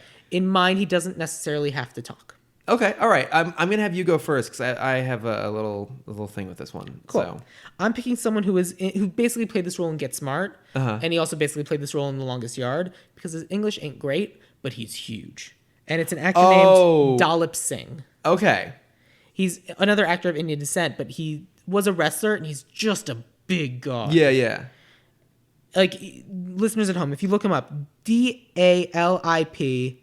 SINGH. Yeah, he's huge. He's huge and incredibly menacing. Yeah. And like even when he talks like this. Yeah. And he just has like the big guy voice. Mm-hmm. And I just like, you need an enforcer. You need him to look scary. This guy is just as big, if not bigger than Jaws. Yeah. Okay, I like that. I went with a completely different angle on this. Go on. So again, we're talking about Spectre is this organization that's all about kind of operating in the shadows and subterfuge and utilizing unsuspecting talent. Okay. So for like the Red Grant in particular, this character that's always just kind of lurking in the background and kind of hiding in the shadows. Which, by the way, that scene on the train where he's following behind Bond, it's cheesy as hell, but it's amazing. It's really good, it's right? Really yeah, good. Like, and then you cut away, and then all of a sudden he's on the other side, and you're like, what the hell? Yeah, he's great. Because he's just always kind of looking around the background. He's this constant menacing presence. So I wanted someone who you feel like could kind of disappear in a crowd a little bit. People wouldn't really suspect that much, but actually can have a bit of that like gleam in their eye. Mm-hmm. And I went with a totally skew on this one, but I went with Elizabeth Debicki. I don't know who that is. So she was the friend in The Great Gatsby, the girl in The Great Gatsby who's not what's her bucket, the horrible person. I saw it, but I don't remember. She played the villain in The Man from U.N.C.L.E. I don't know if you ever saw that. I did not, but go on. She is in Widows. Did you enjoy The Man from U.N.C.L.E.? I did, actually. Okay. It's not great, but there's some fun stuff in there. Cool. She's in Widows, She's a super skinny Can I blonde. just see a picture of her? Yes. She also, like I said, I normally have my laptop here. She also plays the head of the really pompous gold alien race in Guardians of the Galaxy Volume 2. Oh, yeah, she's great. So, because I and then she also plays like she just loses her mind in that movie. Yeah, exactly. Like she goes all insane. But I like the idea of her just but I don't know what she looks at like without gold floating paint. In the background. Oh, interesting. Okay. Yeah. So I mean, again, it's a very different take on it. And you have that's my main enforcer, not my competent. Yeah, exactly. This is not the Rosa Club. This is the Red Grant. So great. Then that sounds good to me. Yeah. Say her name again. Elizabeth Debicki. Debicki. I just like the idea of her being really good at what she does and actually being a genuine, serious threat and like a really effective combatant, but no one takes her seriously because it's the 1960s and everyone's like, it's just some woman. What is she gonna do? Mm-hmm. She will kick the shit out of you. Good, love it, great. Mm-hmm. Then that brings me to kind of the genius mastermind, person who'll carry out a plan, that sort of thing, or has the plan. Yes, the highly competent woman that only an evil genius would recognize the capability of at this time. Who do you have? You are not going to know this woman, but it is an actress named Lenora Crislow. So Lenora, Lenora. Okay, looking her up. And then Crislow, Crichlow. Ah, okay, here we go, right up at the top. She was in Deception. She was in Flaked. She was in the very short-lived A to Z. Oh, okay, yeah, no, I don't think I know her. I picked someone more unknown for this role because, well, I kind of liked the look, but also she is both female and a person of color. Very good point. Doubly dismissed. Yes, I like that a lot. I don't know. I just think she can play someone who's highly competent. Yeah, I like it. I had gone with Gillian Anderson. Remind me? Oh, wait. Scully from the X-Files. Oh, interesting. And now, you went older than I did. Yes, I did. Yeah, I was kind of going for kind of like Rosa Club's a little bit older. I went for that angle. I mean, she also is in Sex Education on Netflix. I think that's her current role, which is supposed to be very good. Supposed to be very good. Yeah. So my thinking there was again like older woman. Again has that sort of just like really obvious intellect all the time when she walks into a room. And one of the things that I like about From Russia with Love, and they kind of hint at it, but they don't really play into it too much, is that it's heavily implied in this movie that Rosa Klebb is a lesbian. Mm-hmm. And so I like the idea. Is it? I mean, I guess that's the read I've had on it, and I can see that. I didn't necessarily get I know that I've seen other people make reference to that too, like her kind of like leering obsession with the reason with why she Tanya. hates the beautiful woman is because like she's not allowed to. Yeah, that there's like this kind of repressed sexuality. Also, that's a classic thing with Fleming, that douchebag that he was. But I like the idea of that character being a lesbian, but maybe one who's a little bit more confident in herself, and rather than being kind of portrayed as, I mean, it's a little mean, but kind of as like older, kind of haggish character, to be someone who is like older, but like very obviously very sexy. Let's take the other way, because the most dismissed person is not only a woman, but an older woman. Yeah. I like that idea. Mm-hmm. Someone who literally has been dismissed her whole life and got twisted and bitter. Yeah. But found of, oh no, I see your potential. Yeah. I mean, it helps with Gillian Anderson that she is stunning. Of course. Stunningly beautiful. But I just was intrigued by that idea of... I like that idea. Yeah, of her being this sort of mastermind behind the whole thing. And then... Plus, I bet she can kick a shoe real good. I bet she can. I mean, take off the shoe and throw it. I know. But who throws a shoe, honestly? Apparently, Hispanic grandmothers. That's absolutely true. Yeah. So the other two roles that I have are that older Scottish maid, right? Okay. That I made reference to before, and although this actress isn't Scottish, I think I like the idea of Bond having this sort of like kind of motherly presence in the room, and I went for the great Olivia Colman. Tell me about Olivia Colman. She just won an Oscar for The Favorite. Oh yeah, she's amazing. I love and had her. like the greatest acceptance speech ever. I fucking love her. She's fantastic. So she's the one who kind of like maybe points out to Bond that, you know, okay, it's great that you're off having fun with Sylvia Trench, but, you know, maybe actually consider the fact that she's a real person and has a heart, sort of thing. Like, she's that one person that he would not dismiss outright for calling him on a shit, but also he's not going to maybe totally listen to her. Yeah, makes sense. So I have that. Every once in a while, something gets through. Exactly. Got that, it. and then the only other character I have is in the movie we meet Karim Bey, the ally mentor, has a girlfriend. Okay. So I have it as a boyfriend. Oh, okay, cool. Yeah, and so the actor I went for is Saeed Taghmaoui, who was Samir in Wonder Woman. So the actor in Wonder Woman, the super charming guy who is really close friends with Chris Pine, with Steve Trevor. Oh, okay. Yeah. And so you would have Saeed Taghmaoui dating Eric Avari? Yes. All right. It's an age gap. It's a bit of an age gap, but it's not unprecedented, especially in the gay community. But I liked that idea of the ally mentor character also being a bit of an outsider. Like, he's part of the boys club, but he's still a little bit on the outside of it. And there's an aspect of his life that kind of goes against the establishment, even though he's part of it. Cool. And so he's in this weird kind of morally compromised space. Fantastic.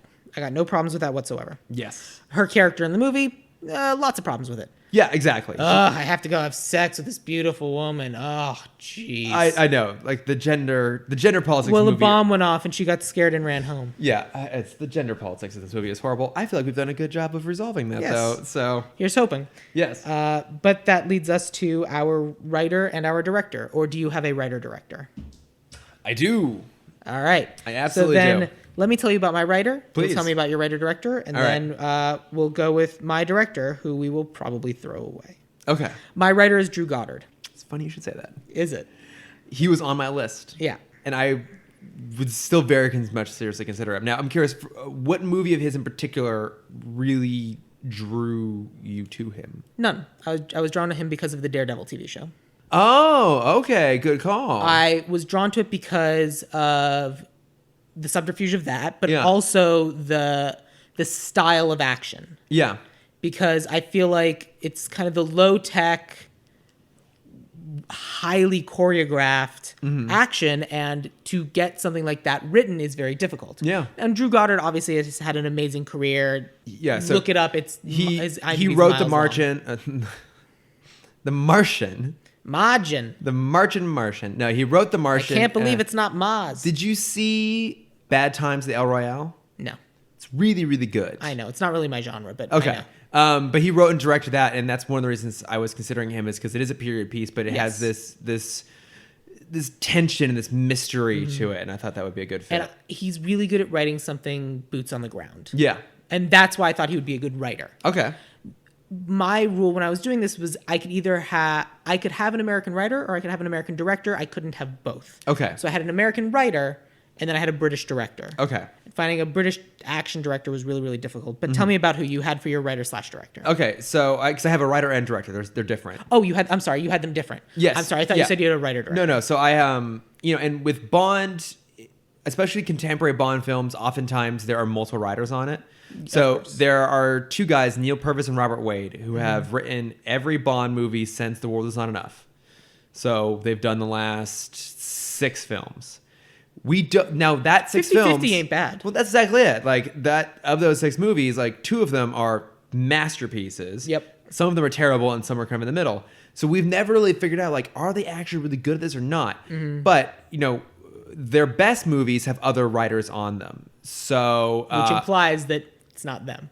yeah, exactly. And so I was like, do I keep them or not? They're pretty well established, but I was trying to figure out who could be a good genre writer. Okay. So I approached it as I actually have 2 people.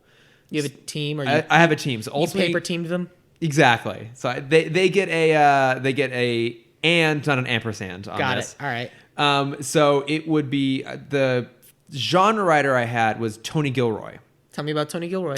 So Tony Gilroy wrote a whole bunch he wrote all of the Bourne movies. Okay. He also wrote, along with Chris Weitz, he wrote Rogue One, which I think is one of the best structured action movies I've seen in a really long time. Star Wars Rogue One. I'm not as big a fan of... I enjoyed Rogue One. I'm not as big a fan of it as you are, but okay. So that was my genre guy. And then this is a little bit cheating because this is already happening, but I feel like this script needed some female perspective. It needs a bit of punch up. And so I chose the person who's doing that now, and Phoebe Waller-Bridge would be like the punch up writer. Tell me about Phoebe Waller-Bridge. Her big show right now is Fleabag. Ah, got it. Yeah. So 2 seasons in America. It's on Amazon. She also stars in it. She also was the robot L3 in Solo. Yeah. And she is currently doing a punch-up pass on Bond 25. So she is the first credited female screenwriter ever on a Bond film. I mean, I'm perfectly happy just making it exclusively her. So here's the reason I don't think that works is I still think, and obviously writers have this great amount of diversity to them, but I do feel like Bond kind of has a good way of doing it, which is like you have your established genre guys who understand like how the mechanics, these sort of things work, and then you bring in someone to give it spark and personality and a punch of the dialogue and stuff. So I feel like the best way to go would actually be to do Drew Goddard with a pass by Phoebe Waller-Bridge. I agree with that. All right, and then who's your director? So the obvious choice is Matthew Vaughn, but I didn't want to do that because I tried to avoid everyone who was involved with the Kingsman movies. Yeah. Because I love the first one. Not as big a fan of the second one. Yeah, agreed. But I feel like by making Kingsman, you kind of said everything you wanted to say about James Bond, because literally that's what it is. Yeah. So I went with someone who's another British action director. It's not a perfect fit because this guy's also hit and miss, but I kind of feel like he's certainly someone who I'm sure grew up with these movies and so would be able to give them the care and attention that they deserve because it's something that he likes and cares about. Yeah. And so that's why I went with Guy Ritchie. Because he did Lock, Stock, and Two Smoking Barrels. Okay. He also did The Man from U.N.C.L.E., which Yeah. is why I specifically said, so do you like The Man from U.N.C.L.E.? And you said, yeah. So I had fun with it. Guy Ritchie it is. No, I think that's definitely an interesting choice. I like him, and I thought Aladdin was actually pretty good. So my criteria going into this was, given that it's a Bond film, it's in the 60s, but there's this really big emphasis on female presence through the whole thing. You know, we've made more of the characters female. We've given them more meat to go on. I really want to see a female director. I absolutely think that there are a number of female directors out there who'd be great at Bond. Great. So my two criteria was they had to be female and had to be kind of like Bond himself, British adjacent in some capacity. Sure, okay. So I had two candidates, and I think ultimate my choice here is going to be Sam Taylor Johnson. Tell me about Sam Taylor Johnson. So amazing name. She's married to Aaron Taylor Johnson, who was Kick-Ass. Less good name. Yes. He was also Quicksilver in Age of Ultron, but I did not see that coming. Good fall. She did direct. Oh my God, how am I blanking on this? She did Nowhere Boy, which was a movie about John Lennon. Oh my God, what else has she done? But the one thing that really pulled me in for her is because the reality is, especially recently, they have been going for directors who aren't necessarily known for their action. Like obviously Sam Mendes had done American Beauty, he had done Road to Perdition, which is a bit of action in it, but he's more of a theatrical, dramatic director. Same with Cary Fukunaga. I mean, there's action elements in True Detective, which is like his most famous thing, but like that's not what he's known for. But really, they basically like, okay, who's someone we can bring in that has a really good perspective on it, who can handle the drama and handle the characters, and they have some of the best action crew around them. They have great second unit directors. They have great choreographers. Kind of like Marvel does a similar thing too, where it's like, oh, do we like your stuff? Great, we'll bring you in because of the talent you've shown, and then the bigger budget elements, we have the people around you that really know how to do this stuff well. And so I figured, like, okay, so the same thing should apply to a female director too. And the other thing that kind of sold me on her is she had actually technically directed something for James Bond before. Oh, interesting. So there was a short released in 2011, and as I'm looking up her credits here, I'll get the exact name for you, but it's called James Bond Supports International Women's Day. Okay. From 2011. You may have seen this because when I rewatched it, I remembered it. But it's basically... I'm sure as soon as I watch it, I will be like, oh, yeah, I saw this. Yeah, so it's basically Daniel Craig gets dressed up as James Bond, and then Judi Dench as M is doing a voiceover. And she's like, oh, like, well, hello, 007. Like, you and I would be considered, like, equals, which is actually not true because M is superior. M is absolutely superior. But it's all about, establishing, like, oh, like, we should be treated as equals. But then she lists this whole range of things where men and women aren't actually equal in all these capacities. They're not treated equally, legally, practically, socially, financially, all these other sort of things. And so as she's kind of going through these things, Daniel Craig walks off stage. She's like, oh, are we actually equals? And he comes back on, and he's... I don't want to say in drag because that implies a certain kind of tone, but he is wearing a dress. He's got a wig. He's in makeup. He's made up. He looks like a woman. He's dressed as a woman. It's kind of a weird idea. I'm not necessarily saying that it's super successful in what it's trying to do, but I love the idea that... But it is attempting to make a statement. It's attempting to make a statement. And also I love the idea that, this is Daniel Craig, this is James Bond, like the epitome of masculinity in pop culture, and he did this. He recognized the value and the importance of it. And so she already has a connection to the franchise. So that was my pick. And then so some of the other stuff she had done, A Million Little Pieces movie coming out. She did 50 Shades of Grey. That was the big movie that I had forgotten that she had done. Nowhere Boy. Oh, she also directed the Elton John musical I Want Love. Okay. Or not the musical, but the I'm music perfectly video. happy to go with her. Yeah, I think she could do it. Okay, great. Say her name again. Sam Taylor Johnson. All right, cool. Then let me take you through. So excited. Okay, then before we do that, what's your name for the movie? Is it From Russia with Love? I don't think so, because Bond's never done a full-on remake. They've pulled stuff again. Oh, what do you... James Bond, Dead and Loving It? The funny thing is, I should just have a Bond title ready to pull out of my ass at any given moment. Well, theoretically, you've read all the books, so what's a book title that hasn't been used? Okay, there's not a lot left. Pretty much they've all been used in some capacity. One that I always... Okay, there's a couple that we could use. So one that I always really liked, but it would be a weird title, is The Hildebrand Rarity. I know, it's a very weird title. The idea that it's one of the short stories that Fleming wrote, and Bond's basically on vacation in the Seychelles with this guy Milton Crest, who actually does appear as a character in one of the Bond films. But he is this billionaire, he's got a fuckload of money, obviously, and he's out. Bond somehow ends up this guy's yacht, and the whole idea is that he is abusive to his girlfriend. Okay. Milton Crest, not Bond, obviously. And he beats her with a dried out manta ray tail, so kind of stings her. Jesus. And again, another element that's brought into one of the Bond films at one point. But basically what happens is, over the course of a night, he is killed, the manta ray barb thing. He gets drunk and it's basically shoved into his mouth and it kills him. And clearly the girlfriend did it, but Bond basically just lets it go because she had this horrible life. And yeah. So it's kind of a little bit of a locked room murder mystery. Interesting idea, but they never done anything yet. So the Hildebrand Rarity could be an option. One of my favorite Bond books, it was not written by Ian Fleming. It was written by Jeffrey Deaver, and it's kind of the Casino Royale film version of the books, where it's a modern reboot of Bond as a character. It's called Carte Blanche. I like that better. It's a great title. It has a very specific story, and if you use that story, you would kind of have to bring in the elements. If you use that title, you have to bring in the elements of the story. Of the book, yeah. Okay. But we could just... Fuck, it's again, it's an ideal remake. We're doing whatever we want with it. Yeah, so, but theoretically, we could name it whatever we want as well. So I'm just trying to think of something that... Sounds super Bondy. Sounds super Bondy, but also is a little bit of the pun, Goldfinger. Yeah. But it's also Live Another Day, Die Another Day, something, yeah. Whatever. See you again tomorrow. We can call it Istanbul, not Constantinople. I love that, but no. I was thinking more I would just call it James Bond On the Other Side. Oh, I like that, On the Other Side. That would have been a good idea for me to think about that going into this. It just occurred to me now. I know, yeah. It's one of those things where I'm if I'd mentioned it ahead of time, that would have been really interesting for us to come up with, just for fun James Bond titles. Something Edge of the World is not on the world. It's not the Edge of the World, though. I don't think there's any other Bondian, or any other things that are in there. GoldenEye is named after Ian Fleming's estate. Right. The World Is Not Enough is the family motto. It could also just be something like James Bond on the Precipice. Oh, yeah.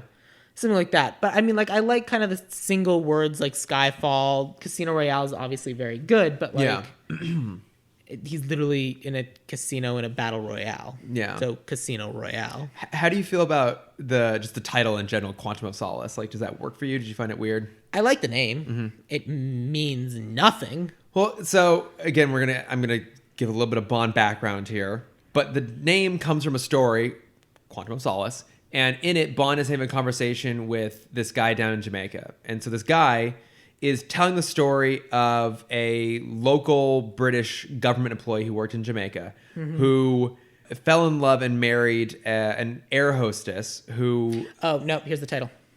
James Bond, Shaken. I like it. Let's go with it. Sorry, he fell in love with an air hostess. Okay, but anyways, she basically just married him for his status. Uh-huh. And, so she just uses him to go to all the country clubs and engages all the British expats who are living in Jamaica and is constantly cheating on him. And over the course, he just grows to hate her more and more and more. And so what Quantum of Solace refers to is it means quantity of comfort. essentially it means how much like love and empathy do you hold for a person. And so by, the whole point of the story the guy's telling is that by the end of this relationship, this schmo, this British expat, no longer had any quantum of solace for his wife. It ends a divorce and he hates her and their lives are both kind of miserable afterwards. And so the thematic correlation to that with the film Quantum of Solace is that Bond doesn't know how to feel about Vesper because he loved her, but she betrayed him. Right. And so it's basically a matter of like, what sort of love and empathy does he still have? What sort of quantum of solace, capacity of comfort does he still hold for this person? That title would have worked if they hadn't been lazy and just named the evil organization Quantum. It would have worked if, like, for example, when he and Mathis are on the flight, if Mathis gave an abbreviated version of that same story and he explains what the idea means. I mean, it's a bit of like name checking the movie and the title in the movie, but at least it would have given some context. But I was just curious. There's a lot of things that would kind of work. I mean, you could do James Bond Beyond Capacity, but that just sounds like an overfull theater. But yeah, I like the idea of the single word. I honestly kind of like the idea of shaken because it's a send up to where James Bond came from, but it's also like we're shaking things up because it's not the world that we're used to. Yeah, it's back in the 60s again, Anyway, James Bond Shaken. Mm-hmm. Starring James Bond as played by Tom Hiddleston. M will be Charles Dance. Q will be Franz Drame. Moneypenny is Felicity Jones. Mm-hmm. The older affable helper man, who's also foreign. The ally/mentor. You're going to have to keep doing that. Yes, that's fine. Eric Avari. Mm-hmm. James's woman that he sees whenever he's in town. Yeah, his I don't know, his paramour, his fling, his girl Friday is Karen Gillan. Yes. The quote unquote Bond girl for the movie, who is being blackmailed to do something else but ends up falling for James. And then walking away from him because he's a piece of shit. Correct. Mm-hmm. Is Naomi Scott. The additional attractive woman in the movie who is likely going to be killed, Indira Varma. Mm-hmm. And then our lead evil boss man, Blofeld, is Idris Elba. Our main enforcer is Elizabeth Debicki. Debicki. Yes. The master of the plan. Yes, the Rosa Klebb. Is Gillian Anderson. Mm-hmm. The old maid character, the Bond's housekeeper. Yeah. Is Olivia Colman. And then the boyfriend to Eric Avari is Saeed Tikmani. Mm-hmm. All of this will be written by Drew Goddard with a pass by Phoebe Waller-Bridge. And then it will be directed by Sam Taylor Johnson. I'd watch the shit out of that movie. That is James Bond. Shaken. It's also impossible to not say it with a Sean Connery accent. Yeah, I'm okay with it. Yeah. It's fun. It's the only way to refer to the movie in any capacity. Yeah, it's a tongue-in-cheek name. James Bond and Shaken. I love it. I'm on board for it. That's our movie. It's fantastic. That's incredible. James Bond 26. Yes, exactly. Yeah, the bold new direction we're taking it 26, the new one. Yes, after there are 26 ways I said hello to your mother last night. So, Chris, tell us about what you've got going on. What would you like to plug? I'll plug my two podcasts. So I mentioned them at the top of the show, but Tim Talk with 2 M's. So we can be found on iTunes and Spotify. And if you want to find us on social media, it's Tim Talk Pod at Facebook, Twitter, Instagram, and Gmail. I've said that so many times. I know, it's great. My other podcast is called Gay It Forward. It's the one where I learned how to be a better gay. And that is also up on iTunes. And you can find that at Gay It Forward Pod on Facebook and Twitter, and just at Gay It Forward on Instagram. Cool. And then I am personally at Lordopher, Lordopher. It's a mashup of my first and last names on Twitter and Instagram. And if you go check it out, there will be some photos of me from Galaxy's Edge, Star Wars Galaxy's Edge out at Disneyland. I made a few pilgrimages out there the last couple weeks. And it's a fucking amazing place, and I recommend everyone go see it. So good. Yes. If you want to follow me, I am at Sam Gasch, SamGasch on Twitter. If you want to follow the podcast, it is Ideal Remake on Twitter and Instagram, or join us on Facebook at Ideal Remake Podcast or Ideal Remake. If you've got the time this week and the inclination, we'd love it if you go online and left us a 5-star rating and let us know what you think. Or hey, you know what? If you would take the time to tell one friend or one person in your life about this podcast, well, gosh, I would really appreciate it. So yeah, that's it. We've remade James Bond. Chris, I love it. Let's end. What is your favorite James Bond quote? I don't even know where to begin. I know. It's so damn hard. Why don't we instead go with one of the most memorable quotes possible? Please. This never happened to the other fella.